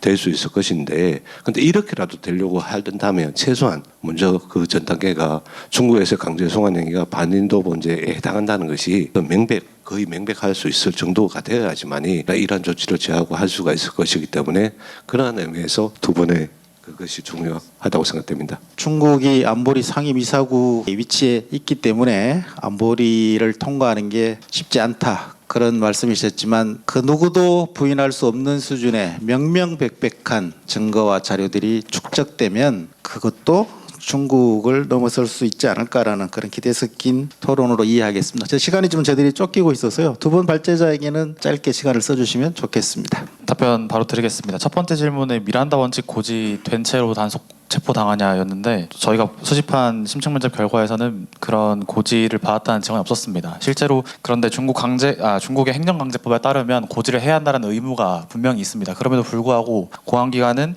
탈북민이 너 북한 출신이지 맞아요. 그럼 바로 체포당하는 그런 상황이었습니다. 그리고 두 번째로 북한에서 변호사 방어권 보장 여부가 가능하냐라고 하셨는데 북한에서 실질적으로 무죄 추정의 원칙이나 아니면 진술에 대한 거부권 그리고 변호인 조력을 받을 권리가 보장되지 않고 있습니다. 특히나 공개 재판 같은 경우에서도 그냥 재판소장 피해자들의 그런 죄를 묻는 것에 집중되어 있고 특히나 안전부에서 예심한 그 결과에 따라서 바로 재판부도 바로 그 예심 결과에 따라서 처벌을 내리는 그런 실태입니다. 다만 2023년에 예심이 없어졌기 때문에 향후 재판에 대한 추이나 그런 과정들은 지속적으로 추적해야 할 상황이 되겠습니다. 이상입니다. 재중탈북자에게 어떤 정보, 어떤 내용을 전달해주면 좋을까라고 질문 주셨는데요. 그 어떤 정보인지는 말씀 안 해주셨기 때문에 제가 이전 보고서에서 디지털 감시, 중국의 디지털 감시 관련된 연구 보고서를 낸 적이 있는데요. 중국이 재중탈북자가 어떤 유형에 해당하는지에 따라서 관련된 정보도 좀 달라질 것 같습니다.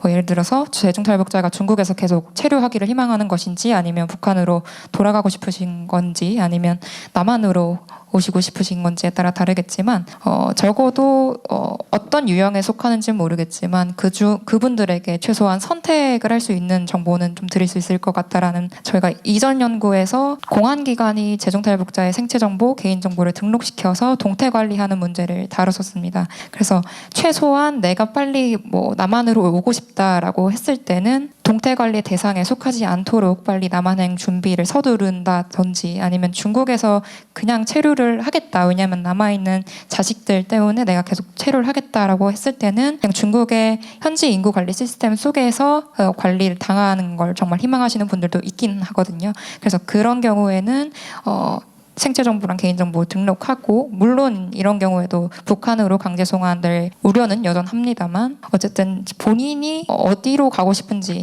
남아 있을 것인지 이동할 것인지에 따라서 선택할 수 있도록 중국의 위챗 어플을 통해서 동태 관리가 시행되고 있다라는 정보를 좀 유입시키면 좋을 것 같습니다. 왜냐하면 동태 관리에 대한 공고문은 공안부 차원에서도 이미 공개하고 있는 정보라서 위챗에서 동태 관리가 언급된다고 하더라도 검열될 가능성은 좀 낮다라고 보고 있고요. 마지막으로 하고 싶었던 말씀이 그 박경구 연구위원님께서 아까 저희 보고서 관련해서 토론을 해주셨는데 사실 저희도 그 박해 범죄와 관련해서 보고서를 작성하는 과정에서 고려를 했었습니다. 다만 이 박해 범죄는 로마 규정 제7조 제1항 A부터 K까지 열거든 행위들 가운데 하나가 성립한 상태에서 박해 범죄가 추가적으로 성립될 수 있기 때문에 이번에는 어쨌든 이번 보고서가 좀 새로운 접근이다 보니까 일단 추방 범죄까지만 적자라고 했는데 이 박근규 연구위원님께서 박해 범죄까지 추가를 해야 한다. 그럼 좋을 것 같다라고 해주셔서 다음에는 같이 NKDB와 협력할 수 있었으면 좋겠습니다. 네, 이상입니다. 네, 고맙습니다. 뭐 NKDB 행사 앞자리 오셨다는 건 함께 하시겠다는 보증과 같은 의미이기 때문에요. 걱정 안 하셔도 될 것 같습니다. 질문에 이런 질문이 있었습니다. 아까 심리 상담이 이번에 참여하신 분 몇 건이나 있었는지 심리 상담이 잘 안 되는 어떤 이유가 있는지 그런 질문을 해주신 분이 있는데요. 사실 북쪽에서 오신 분에게 상담, 심리 그런 부분의 필요성을 인식시키는 게 대단히 어렵습니다. 우리도 예전에 그런 측면이 있으면 심리 뭐 그런 것을 약간 정신적인 질환으로 이해하시는 그런 경향성이 높아서 그 설명하기가 쉽지 않고 그나마 저희들이 20여 년 해오면서 이제 조금 더 그런 이해 수준이 높아졌고요. 요 작업도 저희들이 항상 NKDB는 심리 상담사들이 함께 활동을 하고 있기 때문에 개입을 하고 있다 그렇게 말씀드릴 수 있고요. 사실 저희 탈북민에게 심리 상담에 대한 이해를 시키는 것도 어렵지만 저희 센터에 있는 일반 연구원들에게도 그 필요성을 인식시키는 게 대단히 어려웠습니다. 초기에는요. 상당한 시간과 노력이 필요하다는 말씀을 드리고 싶고요. 오늘 여러 가지 발제 토론에 나왔듯이 이제까지는 북한의 반인도 범죄는 COI가 규정을 해줬기 때문에 확인되었지만 이제 중국에서 벌어지는 탈북민에 대한 반인도 범죄도 같은 ICC에 제소가 가능한 수준이다라는 것을 서로 확인을 했고요. 이제까지는 막연한 책임 추궁, 중국의 책임이 있습니다.